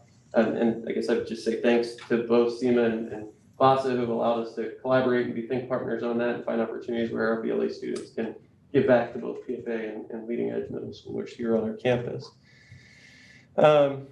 And so with that being said, I think I kind of ran through most of those points, actually. Yeah. What percentage of VLA students are taking classes at PFAA?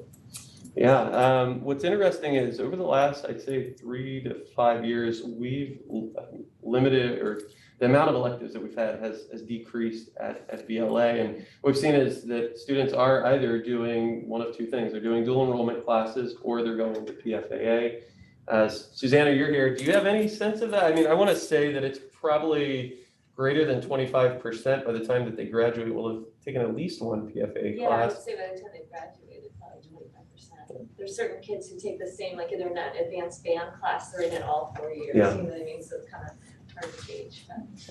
And it's interesting because what we see is initially for freshmen, a lot of students, they may have applied to both academies, and their whole interest typically tends to, well, I'm going to use this as my stepping stone. But by the time you get to junior, senior year, oftentimes like, well, I don't want to take a PFA class. That means I got to be on campus more. So I'm going to go work. I'm going to take these college classes. And by the time their schedule maybe allows some more of that, then they often aren't interested in taking those opportunities. But we do have students, I would just say, with foreign language in particular, and some of the band students that may take a PFA class all 4 years. Yeah, sure. How's dual enrollment going? Are the kids pretty successful in the community college classes? Yeah, so far so good. It's interesting because now we're starting to get a couple of these freshmen and sophomores that are really like coming to VLA because of this, and that are really trying to figure out ways that they can get 1, 2, or more years of college done.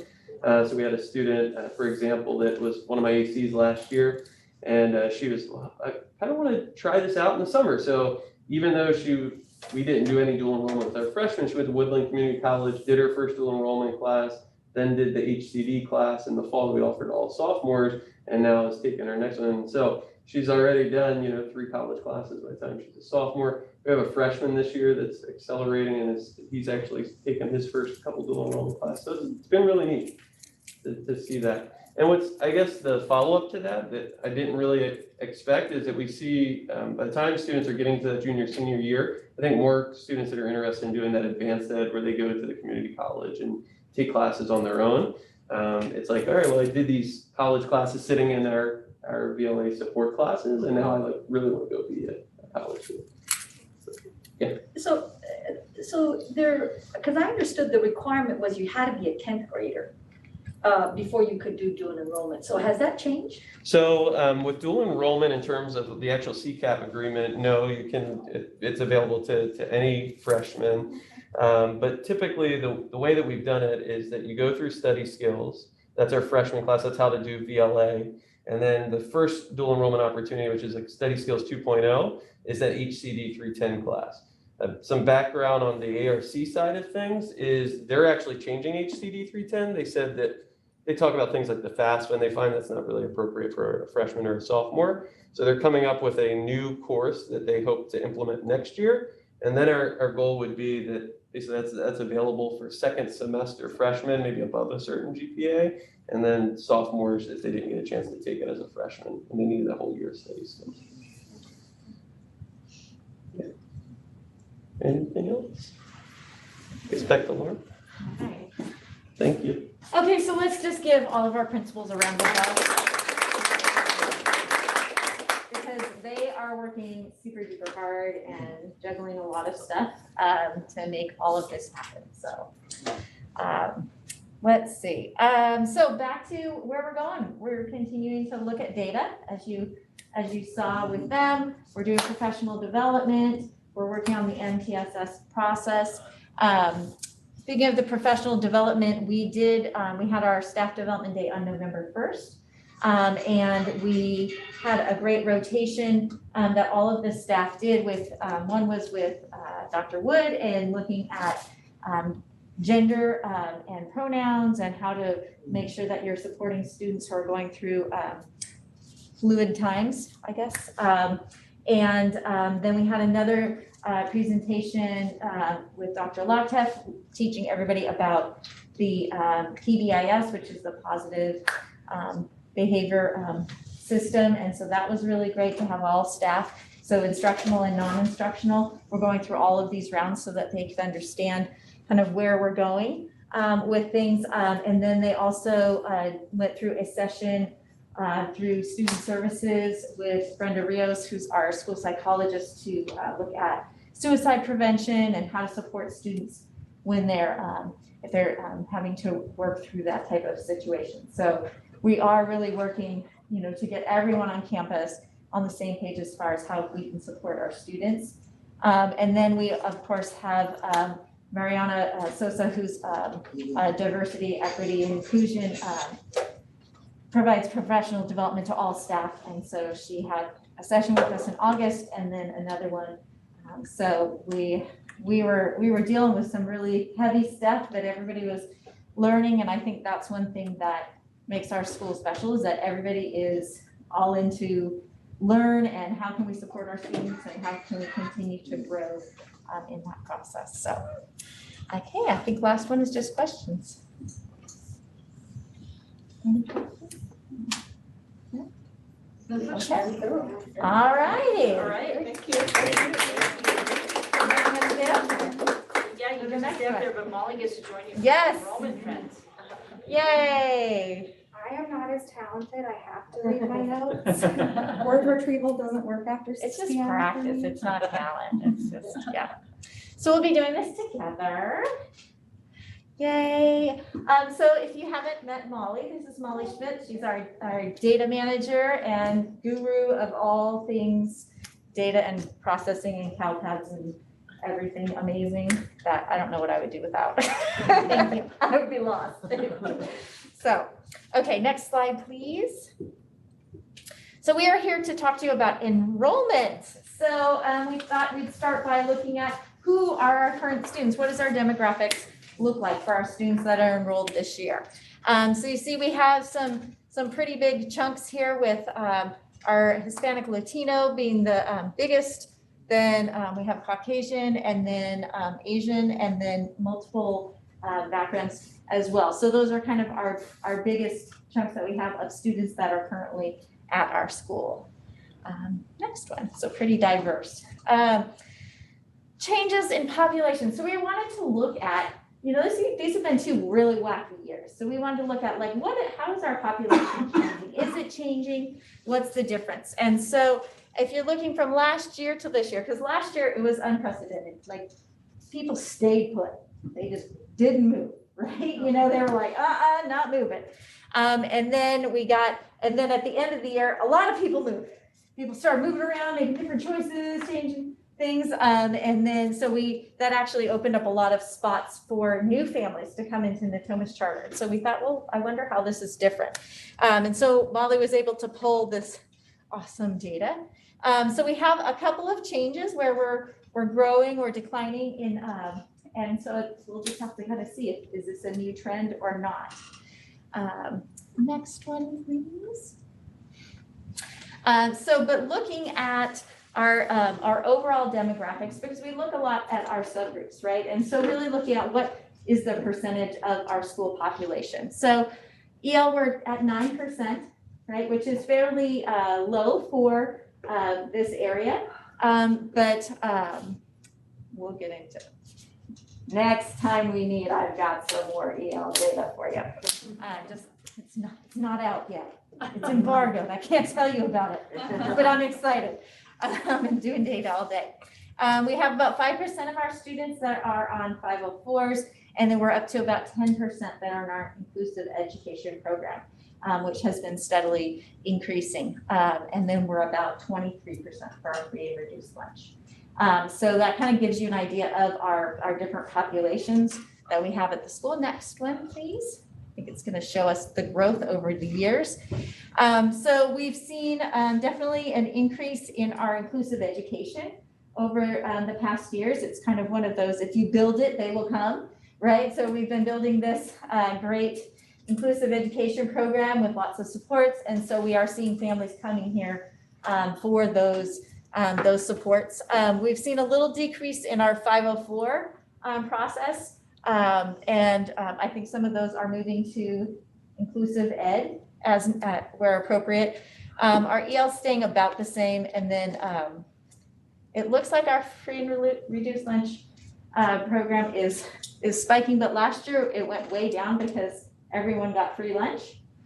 And so and they had been all summer, and so no one really wanted to fill out the forms to show that they have a need for free lunch. Molly's been working really hard to get families to fill out those forms this year because it's free lunch again. So there's very little motivation to fill out another email, another piece of paper. And so we're getting back to about where our norm is for that data. So, all right, and I'm going to hand it off to Molly. So that is our currently enrolled students. I'm going to go into our applicants. So most of you already know our enrollment schedule. Application comes out first Monday of December. It's open till February.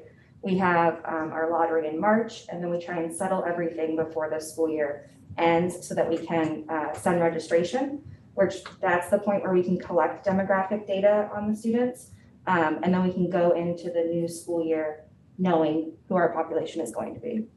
Next slide. Okay, so this is our lottery last year. You can see our numbers were slightly down. These are the number of seats that are offered. These stay pretty consistent year to year. We saw a decrease for STAR for 12%, Leading Edge 24, and PFAA 21, which is expected because of the pandemic. But if you look at it, it's pretty consistent with 2019. Next slide. This is our applicant demographics. One thing that was interesting when we pulled this data is our applicant demographics does not align with our currently enrolled students. We have almost double the Hispanic and Latino population currently enrolled, and about half of that Asian population enrolled. So that'll be interesting to see if that trend continues, and that will change the demographic of our currently enrolled students, or if this was just okay. This is the income of our applicants. This data comes from an optional survey, so we're able to ask the applicants this, but this is not information we have for our current population. This did change from last year's results. Last year it was much more even across the board. Almost 50% of applicants make $100,000 or more, and 37 make below that, 37%. Next. Parent education level. This is another one that differs from our currently enrolled population. This says that 69% of parents have a bachelor's degree, but our current population, almost 90% do. Next. All right, here's the numbers everyone wants. This is the number of seats we accepted, which stays consistent every year because we offer the same amount of seats. This is the number of declines that we had this year. So you can see it's very significant. I think it's a 115% increase of people declining. So another way to look at that is that's people we're also taking off the wait list. So next slide. Okay, can I say something, or maybe you're gonna, oh wait, Yeah. You're gonna talk about it now. So this is the number of people actually on the wait list. We did have a decrease in applicants, so this was kind of expected, but you can see pretty significant changes in some of the more key grade 6th and 9th grade where we get most of our applicants. Next slide. This is my favorite slide. I only use PFAA for this example. This data is actually very difficult to pull because all of the lists change and the data system doesn't keep all of that. So I use PFAA because they were the greatest sample. And you can see in 2020, we took only 5 people off the 9th grade wait list. This year we took 64. So it's pretty significant, our wait list movement, and then also considering my voice. Also considering our wait lists were already smaller, so we're going through them at a much higher rate. So now I'll say that, my thing. Yes. So in looking at it and working with our amazing office staff who's been dealing with this, what we found is that in the past, people are on the wait list, and then if it's a couple of weeks into school, they get a call, hey, you've got a spot, they'll change their student and they'll move their student to Natomas charter. And what we're finding this year is people were not willing to make a change in their kid's life. And if they had started school, if they were a week in, they were like, nope, we're staying, we're not moving. And I think that is really, an impact of the pandemic, because the kids have had so much change and so much that's different in their lives, and they're so disconnected that if their kid got to a school and made some friends, they were like, nope, we're just keeping them there. We're not making the change. And there were quite a few people that were like, well, okay, we'll try for next year, right? Like they still wanted to be on the list. They still wanted to get into Natomas charter, but they were just like, I have to keep as much consistent as possible for my child. And I think that's why we went through so many people on the wait list. It was really surprising. Like the office gals were like, oh my gosh, I can't believe, these parents aren't taking the spots, but they still want to be here. And so it's kind of an interesting thing, whereas, previous years, you would have to get to January and offer a spot before people would say, nope, I'm not moving my kid. So, there is some where we saw a lot of movement and change in between over summer.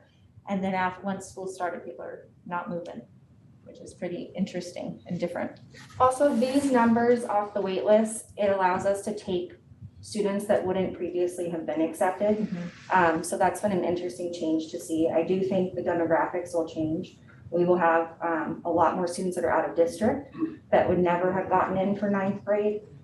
So that'll be interesting to track over the next couple of I years. know on that note, historically, our numbers have been, depending on the academy, but in the upper 70s to low 80% of the students were from in the district. And this year, it's closer to 70% of the students are from in the district. So we're seeing students from West Sacramento that are coming to PFA, or students from Rogla and Twin Rivers that, as Molly were mentioning, in historical years weren't able to get into the program. Because we saw this movement, we decided to send out a survey to people that had declined. And these were the results on why they declined. The other category was very broad, so there are a lot of people in it, but I personally talked to many people that declined seats. And if I had to pick a reason, it was all related to COVID. It was COVID on both sides. People did not like that we came back to in-person, and people were not happy that we didn't do it soon enough. So also with the moved away, a lot of people moved away during COVID. We don't normally see that many people leave. Speaking of disenrollment, this is any student that disenrolled throughout the course of the year. So something that I can't explain, it will be interesting to see, is the spike in 8th and 9th grade. 8th grade, a ton of students left. Students stayed at a higher rate, but then 9th grade, they left. We don't know why. When I pulled it from previous years, this didn't align. So possibly COVID, but we will see. Well, and it could be too, because those are 9th graders that did their 9th grade year with us, right? And then left at the end of 9th grade. And so that could be a big chunk of the kids that started high school in the pandemic and didn't ever come on campus until April. And just in talking with a lot of families where their students didn't know anyone. If you know a freshman or a current sophomore past freshman and they're starting in a new school, they don't know anybody, that, a breakout room is the only way to make friends, and so I think that we had, quite a lot of movement for, where they just weren't connected to the school. And so they're like, well, I don't know, let's try something new for next year. My question there though, is that 8th, 9th, is that, I'm thinking about the transition from, let's say leading edge and then 8th grade and then not coming to PFAA, right? Correct. And this is this past year, right? Yes, and this is all of NCS. So this would also include star 5th graders that decide not to go to one of our other academies. So is reading that data then, does that mean this year more 8th graders stayed at Natomas Charter School than in previous years? Yes. Interesting. Yeah, so Very like nice. they went through the pandemic with us, and so they stayed with us for high school, where normally we would see more kids leave and go to a different high school. And so they stayed, and then kids who came in possibly during the pandemic that never got the chance to be here at the end of the year, 9th grade said, I think I'm gonna try something else. So, which is quite interesting, but I know a lot of freshmen and they're, and they just had no connections. And so it was really, difficult. So some of them would go back to like where their friends from middle school were going to school because they knew those people, so. I think that's my last one. All right, so we did some surveys on what is it that brought you to Natomas Charter School, what were the main reasons. They're in red there, our biggest ones, of course, arts opportunities, because we have arts infused in all of our academies. Climate still is a big key reason, as well as the community. And so that's, something that we continue to make sure that we're working on, that we're building, developing, because that is what a lot of families are looking for their children. Next one, please.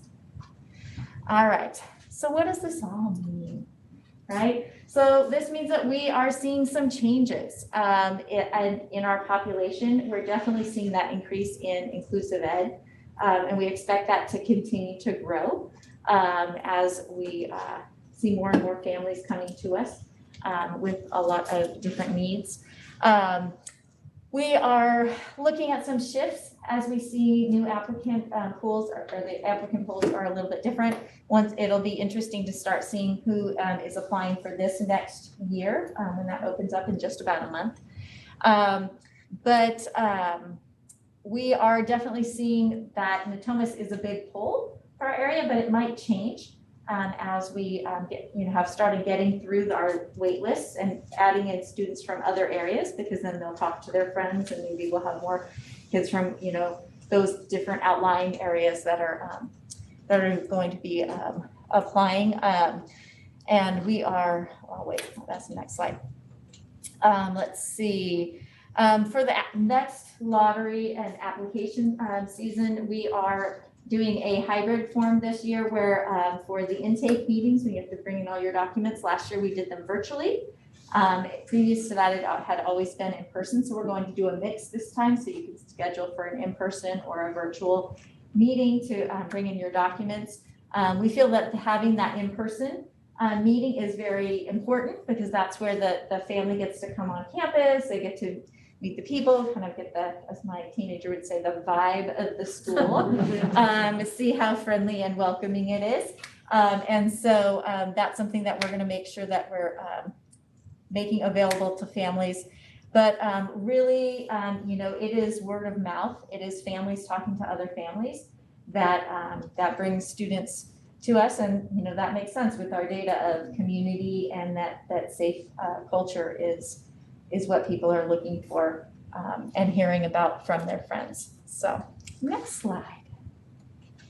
All right, so we are going strong, getting ready for our next application season. We're gonna have in-person events where students and parents can come to parent nights, can come to visitation days where they'll be on campus. The auditions for PFAA will be in person and not virtual like they were last year. We were just at Secondary Schools Night last Wednesday. Saw a lot of people in the community. It was great to be out there and see some families, talk to the other schools. Let's see. So we already talked about application. We are definitely pulling some more data about where are people going and why are they choosing to leave Natomas Charter. And so that's some surveys that we're putting into the disenrollment process so that we can gather that data and find out, what is it that is not meeting the needs of our families as they're leaving. And then we are working to promote Natomas Charter School out in the community, trying to encourage people to talk to their friends about it and really telling our story. And I have to commend Dr. Wood because he's been doing such a great job on social media and telling our story and putting pictures and events and things out there just to make sure that the community knows that we are still a vibrant and exciting and caring community and that we're welcoming all of our students back so that families that are ready for that should come on over. Next one, please. Okay, so marketing and outreach. This is our brand new postcard coming to you maybe soon. Our marketing for this year is we're really trying to reach out, get out there to some community events, doing some direct mailings. In the past, we have focused our direct mailings on Central and South Natomas to go pull in more families from that area. We're also adding in some other zip codes so the district area that's right over on this side and kind of our farther outreaches to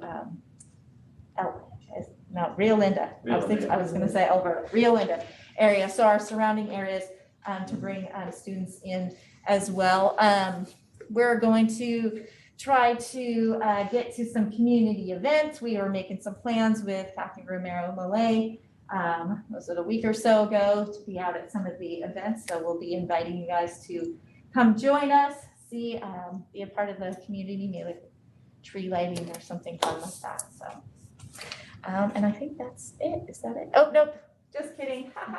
So the marketing impact. So this is some great data that Molly was able to make that beautiful little map. Looking at, where are our kids coming from? Where are they spaced out amongst Sacramento? And so it kind of gives you an idea and if the different areas are increasing or decreasing. So like North Natomas decreased a little bit. Our area's getting a little older, so there might be some less kids that are available. And we also have more charter options. Central Natomas, which is 95834, is increasing a little bit. So that's some of our marketing that we did, the direct marketing. And then we're seeing South Natomas decreased a little bit, but then we saw other ones. But really, when we poll our parents, 70% said it's all word of mouth. It's not the direct mailers, although I think they help because I know a bunch of my neighbors, we got the little mailer, and so they would see it and then they'd be like, "Hey, Laura, tell me about your school. I got this cool thing," And so sometimes it's that visual reminder that starts those conversations. So just carry a postcard around with you. It's fine. All right. So any questions on our enrollment and kind of where we're hoping we're headed as we get into the next lottery season?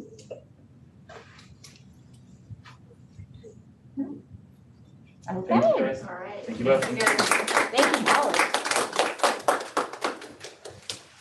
Is Dr. Ellis with us virtually? Right there. How'd you get in here? She's not in here. No. Dr. Ellis, the most recent one you just shared too. Yes, ma'am. It's the same one as the other one you had. So Susanna Tiffany is here with me as well. So she will be offering additional insight as we'll go throughout this presentation.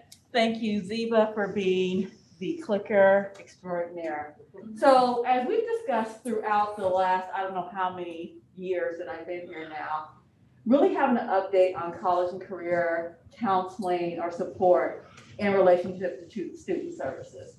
So our team, Susanna Tiffany, as I mentioned, Wendy Mock, she is our new academic counselor at PFAA. She works primarily with 9th and 10th grade. Tala Tabrizi works primarily with VLA and PAC. She is doing all 3 domains for counseling, which is academic, social, emotional, college, and career. And Jerusha Woods is our student support services person who does all things inclusive education, college career counseling, as well as academic support. She is our Molly in student services. So how the team supports services. Everything at Natomas Charter School right now looks at our multi-tier systems of support. So we have our universal support, that's what assists all students. Classroom visits, having the opportunity to have summer boot camp, parent education nights, financial aid workshops, evening workshop. Ms. Tiffany goes to senior experience twice a month so that she's able to support the students in understanding how best to access their post-secondary plans, as well as career assessments. So all of our students, grade 9 through 12, have some type of support gearing towards their college and career readiness. For our tier 2 supports are the more supplemental. So that is something that is done based on need. It could be small group activities, or it can look at a certain grade level as far as what they might need. So these are things like credit recovery when they fall short of A through G. A through G are the requirements for college courses. So the University of California designates certain courses to be A through G eligible based on submissions that we do for courses. So Mr. Dobson had mentioned earlier about the math class that right now is escaping me, but that is A through G approved. That means that it will count towards college admissions. So if a student falls short, say they received a D in a course, but otherwise they would still be eligible for college entrance, we work with them to have credit recovery. The dual enrollment is another area that is not necessarily available to every student. It kind of is, but it's based on grade levels, their academic performance, and whether or not they're prepared to take a college course.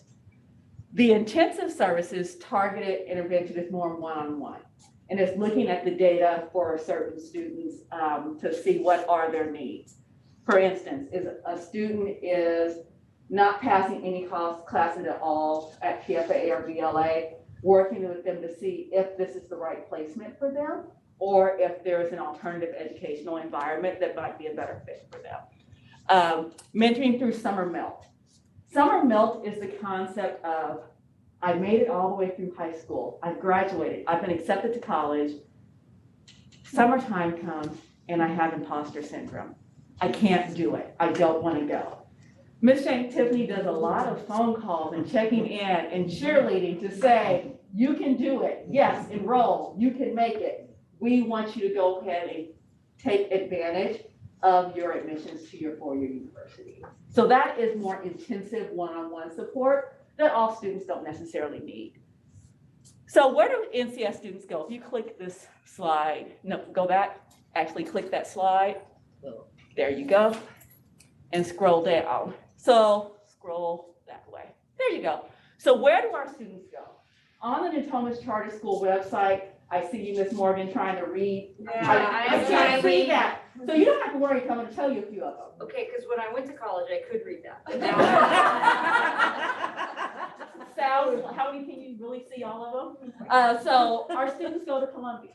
Our students are accepted to all the University of California. Our students are accepted to Boston University, to Berkeley Conservatory for Music. So our students go to all the top tier universities that they apply to, that they want to attend. Our students are actually accessing those educational opportunities. Columbia, Clark Atlanta, Howard University, our vice president's alma mater. Those are the schools that our students attend, as well as the CSU system in UC. And honestly, most of our students do take advantage of the UC system and the California State University system. Go ahead and go to the next slide, please.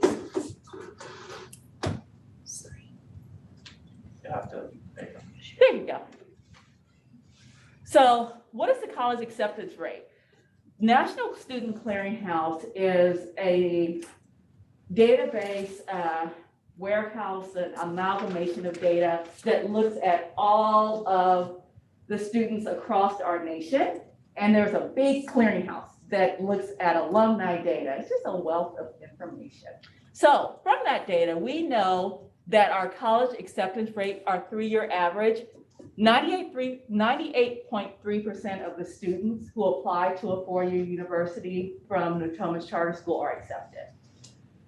63% who apply to the UC were accepted, and 93% of the students who apply to a CSU were accepted. So that means for our students who apply to a 4-year university, they have choices of where they can go. As Dr. Wood was sharing earlier, SACB had a report that was in last week or a couple of weeks, October 21st. And we are number 8 for public-private schools in the Sacramento region, number 5 for all public high schools in Sacramento, and whoop, whoop, number 1 for all schools in Natomas. So again, that lets us know that the quality of the education that we provide our students at Natomas Charter is one that affords them to have opportunities after high school. So how did they really get there? This is a whole hidden mystery that people wonder, is honors, AP, IB, what is this thing I'm supposed to do for the students to help them get there? So when we look at the criteria for admission, the admissions officers, they have a formula for which they follow. Primarily, there's the publicize what they do, and then there's also the hidden pieces behind the scenes. So it looks at the courses taken in high school. It's not what's taken at the high school down the street, it's what's taken at your high school. So we do a profile of the school that submitted, and you can find it on our website as well, that shows what are the most rigorous courses that are offered at your school. So if the school down the road has 15 IB courses and 25 AP courses and yours has none, they're not comparing you to those students. They're comparing you to the students at your school. Because they want to know, are you taking the most rigorous courses available to you at your school site? Another thing that they look at is the strength of your application. What do you bring other than your grades? So you can have a straight A student, but that straight A student is the same as every other straight A student that is applying. What else are they doing? What are their co-curricular and what are their extracurricular activities? The difference between co-curricular and extracurricular. Co-curricular are those things that are here at PFAA, for instance, it would be productions, music, dance. Those are co-curricular if they're doing a production. Extracurricular are I work, I do volunteer work, I have an internship. Those would be extracurricular. So what are you engaged in outside of your school environment that gives the strength to your application? Your prior applicant success. That's some of the hidden parts that we don't always know. So with the universities, they look at the privates in particular, they look at how many people from this high school have applied to our school before and what is their success rate. So if you only had 2 applicants and they blew out the first year, they didn't graduate for whatever reason. Subsequent applicants will have a more difficult time getting in because they don't have proof that students from that high school are actually prepared to go to your institution. And then the last thing is, are you a good fit? So the privates in particular are looking at, is this child actually a good fit for our school? Do they come from a small suburban community that doesn't give them exposure to, I don't know, New York? And when they're looking at that, like, they might not be a good fit here. This is also something that Susanna, Ms. Shank-Tiffany works with the students, is finding what's the right fit for you. Because it's not just about the college accepting you, it's about you wanting to be someplace for the next 4 to 6 years of your life and being successful there. So honors courses, we said the honors, AP, IB, dual enrollment, what's the difference? Honors courses are high school courses. They are not regulated by anyone. So any school can designate a class, oh, this is an honors class. Now, University in California, they do want to see that it's a little bit more rigorous than your typical college preparatory class, but there's not the same regulation for an honors course. Honors courses can prepare students for their higher education work. In most instances, they do get an extra grade point for taking an honors course. Here at Natomas Charter, they receive an extra grade point. They do not receive college credit for taking an honors class. So honors gives you an extra grade point, it prepares you, but it doesn't give you any benefit as far as getting rid of some of your college requirements. Advanced placement. Advanced placement is regulated by College Board. Yes, those are the SAT people. So there is a marketing that's done with AP because it's part of College Board. And as we know, and Susanna, please correct me if I'm wrong, for last year, this year, and into the foreseeable future, a lot of colleges are no longer looking at at the SAT as an admissions requirement because it disadvantages students. It's been found to disadvantage students. With AP, you can be awarded college credit. Can be. You do not have to be awarded college credit for taking an AP course because part of it is dependent upon taking the test. It used to be you can get a 3 on the test and the schools would accept that as going towards college credit.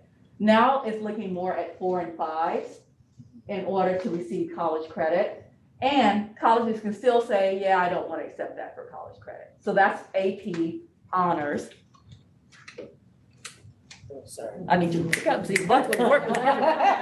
So the courses at Natomas Charter School.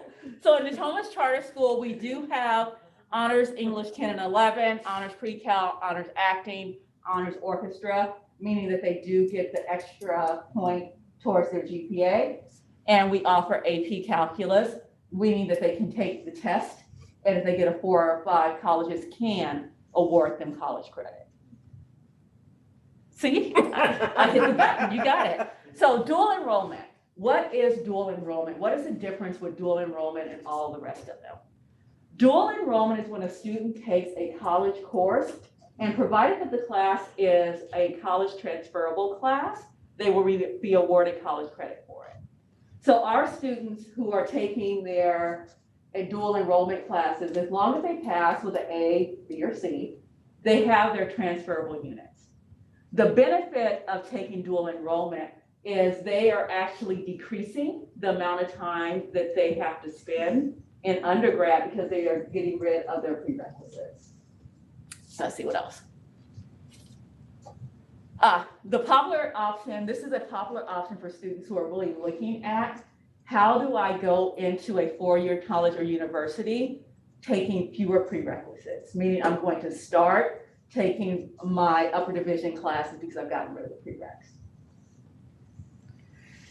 So the classes that our students are enrolled in, you heard Kevin mention HCD, which is Human Career Development. It's actually a college success class. And as he's mentioned, they are revamping it at this time. We have College Composition, which is an English class, Advanced Composition and Critical Thinking, which is the 2nd year of English. So taking those 2 levels of English means that their English requirement, provided that they are going into a major that's not English, that they've taken the first 2 levels of English by the time they finish high school. Statistics, anthropology, the history of rock and roll, sociology, psychology, and diversity in American film. So those are the courses our students are taking right now, but this is subject to change. So we've had students who've requested other classes that are not necessarily on this list that they may be able to take. So all of our courses are transferable. That means they're a 300 level or above. They're a college course. They are actually taking a college course. Our staff supports students by providing them weekly check-ins. They also help them brainstorm and work through any challenges they might be having in class because they are still high school students. It helps them navigate that college environment and learning the techniques now so that they don't have to worry about that their freshman year. For those of you who remember undergrad, mine was a whole lot of years ago, but if you remember undergrad, sometimes it can be challenging to figure out, how do I do office hours? How do I make an appointment with my professor? I didn't really understand the notes. What am I supposed to do? I think it's due, maybe it's not due. So that's what our staff helps the students with when they have dual enrollment. Lastly, it prepares them to navigate the college environment. With a lot of students, the reason why dual enrollments become more popular across California, well, actually across the nation, but really in California, is because when you look at students and their opportunities to go to post-secondary, that summer melt becomes real, especially if you're a first generation or if you don't have a family who is used to the university environment. Feeling like you belong, feeling like you are a college student, feeling like you have what it takes. Dual enrollment allows you to get that feeling so that when you step on the college campus and you're taking those courses, you've already had proven success. But you're still asking, how do they really get there? You just told me how they get there, but how do they really get there? So the criteria for admissions, again, the courses you take in high school, looking at your courses at your high school, are you taking the most rigorous courses? The strength of your application, your extracurricular and your co-curricular, prior applicant success, and are you a good fit?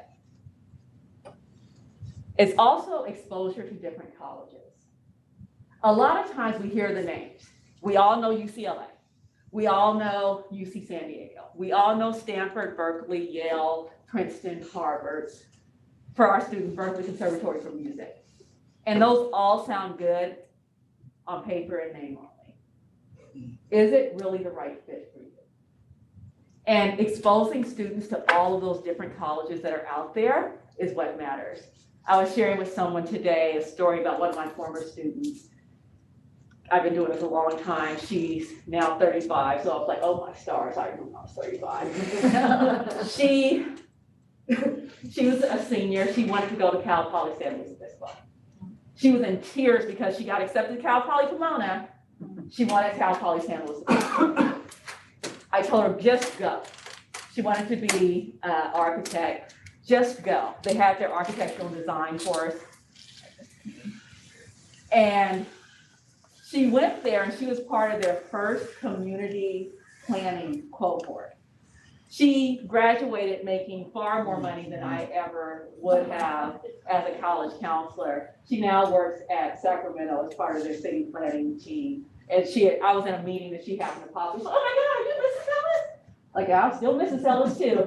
And it's that part of, she didn't believe that Cal Poly Pomona was the right school because it didn't have the name of San Luis Obispo.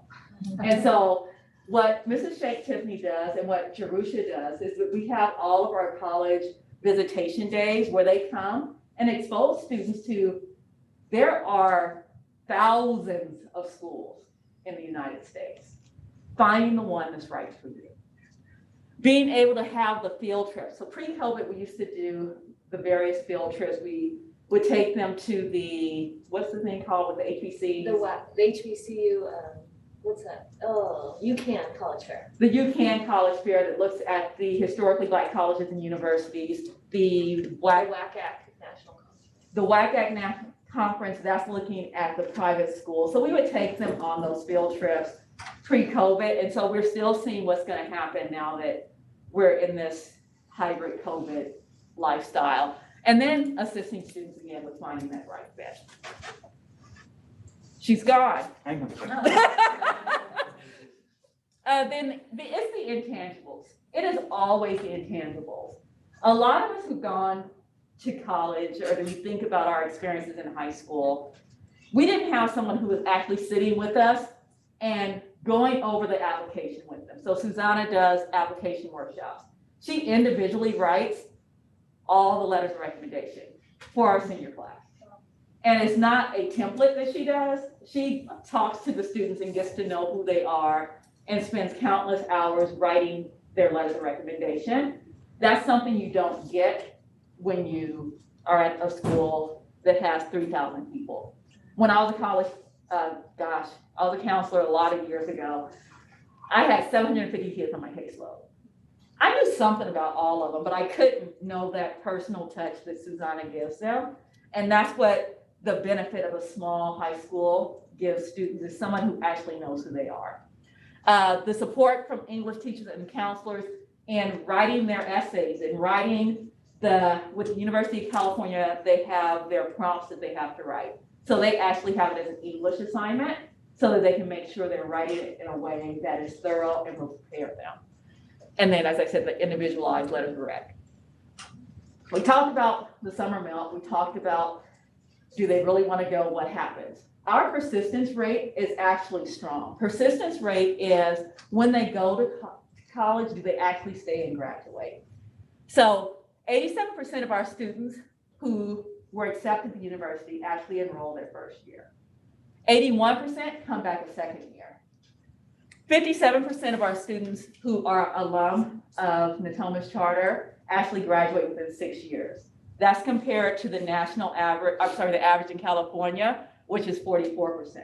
The data comes from the National Student Clearinghouse and educationdata.org, their August data. So that lets us know that we're doing something right. I give Susanna lots of,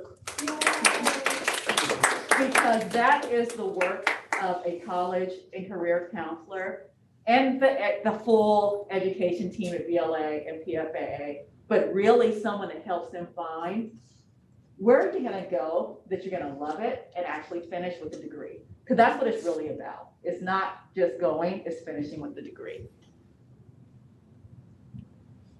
And so I talked about all these wonderful things. We do know that we have some more work to do as a college and career counseling team.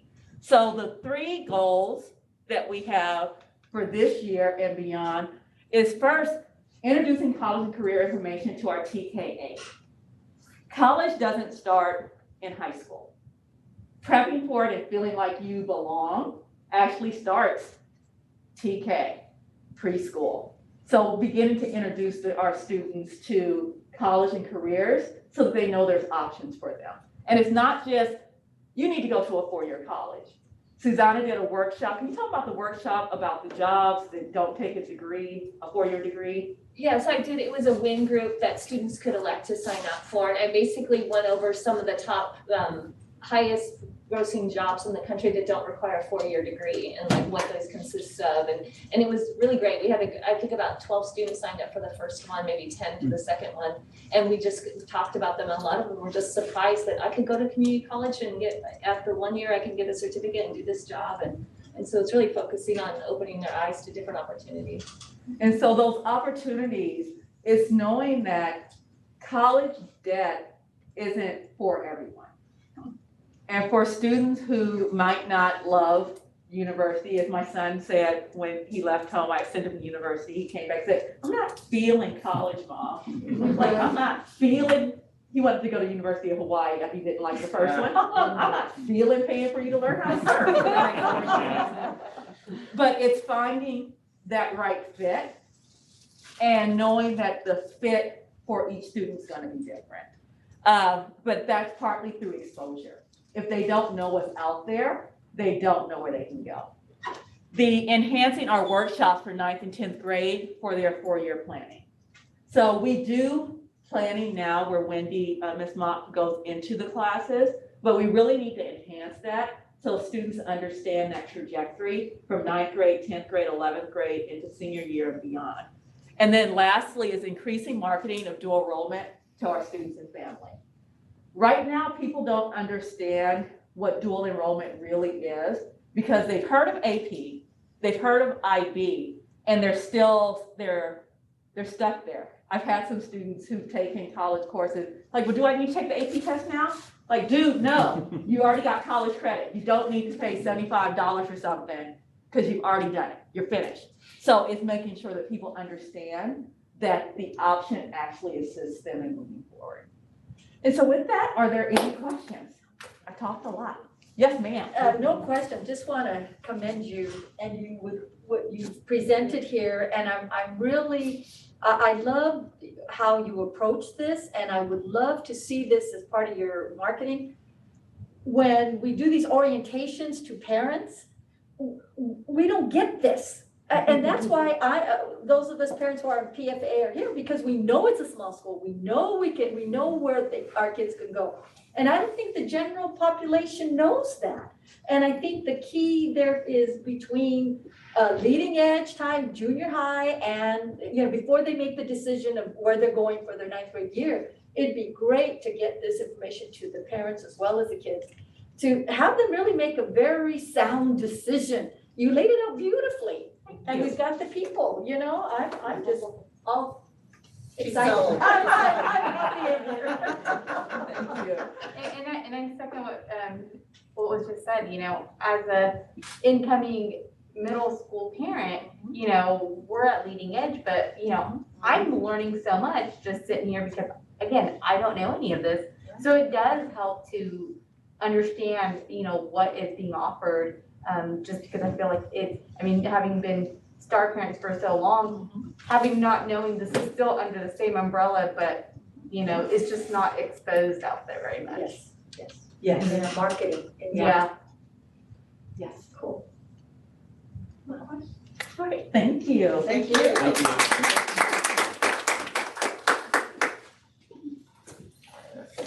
All right.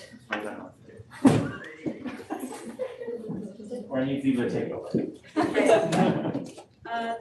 Dr. Wood, I think executive. Yes, I have some quick executive director comments. First, I want to give a round of applause to all of the admin team and people that are here. Whether we're talking about enrollment or assessment scores or college information or the business office, I think what we've shown here is, we, throughout a very tumultuous time in all of our lives as a school, we've been very stable and very committed to serving our kids, and it's showing up in our results. work is impacted by the pandemic, where our family is impacted by it? Absolutely, we have work to do.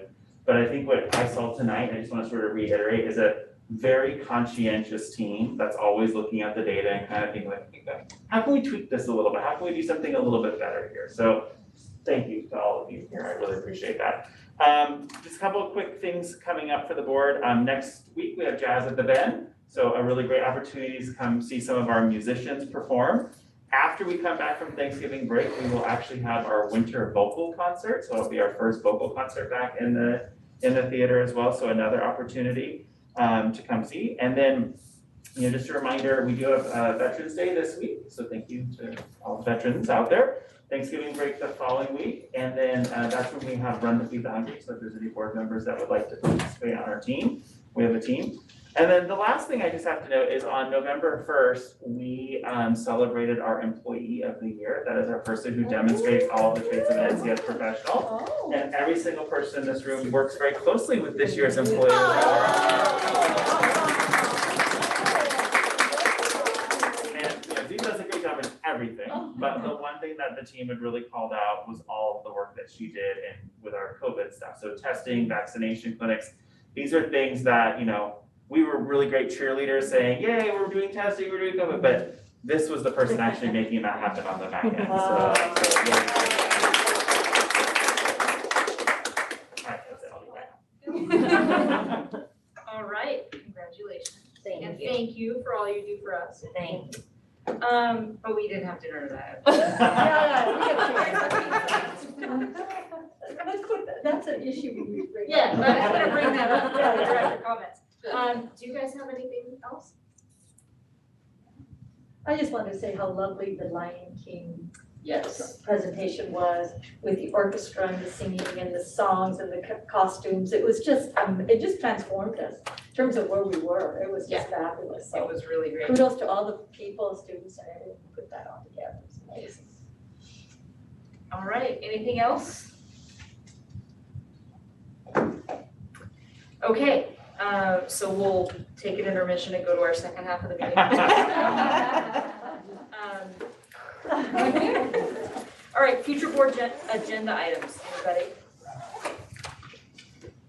Just a reminder, fill out your survey, because we'll have the 2 meetings after Thanksgiving.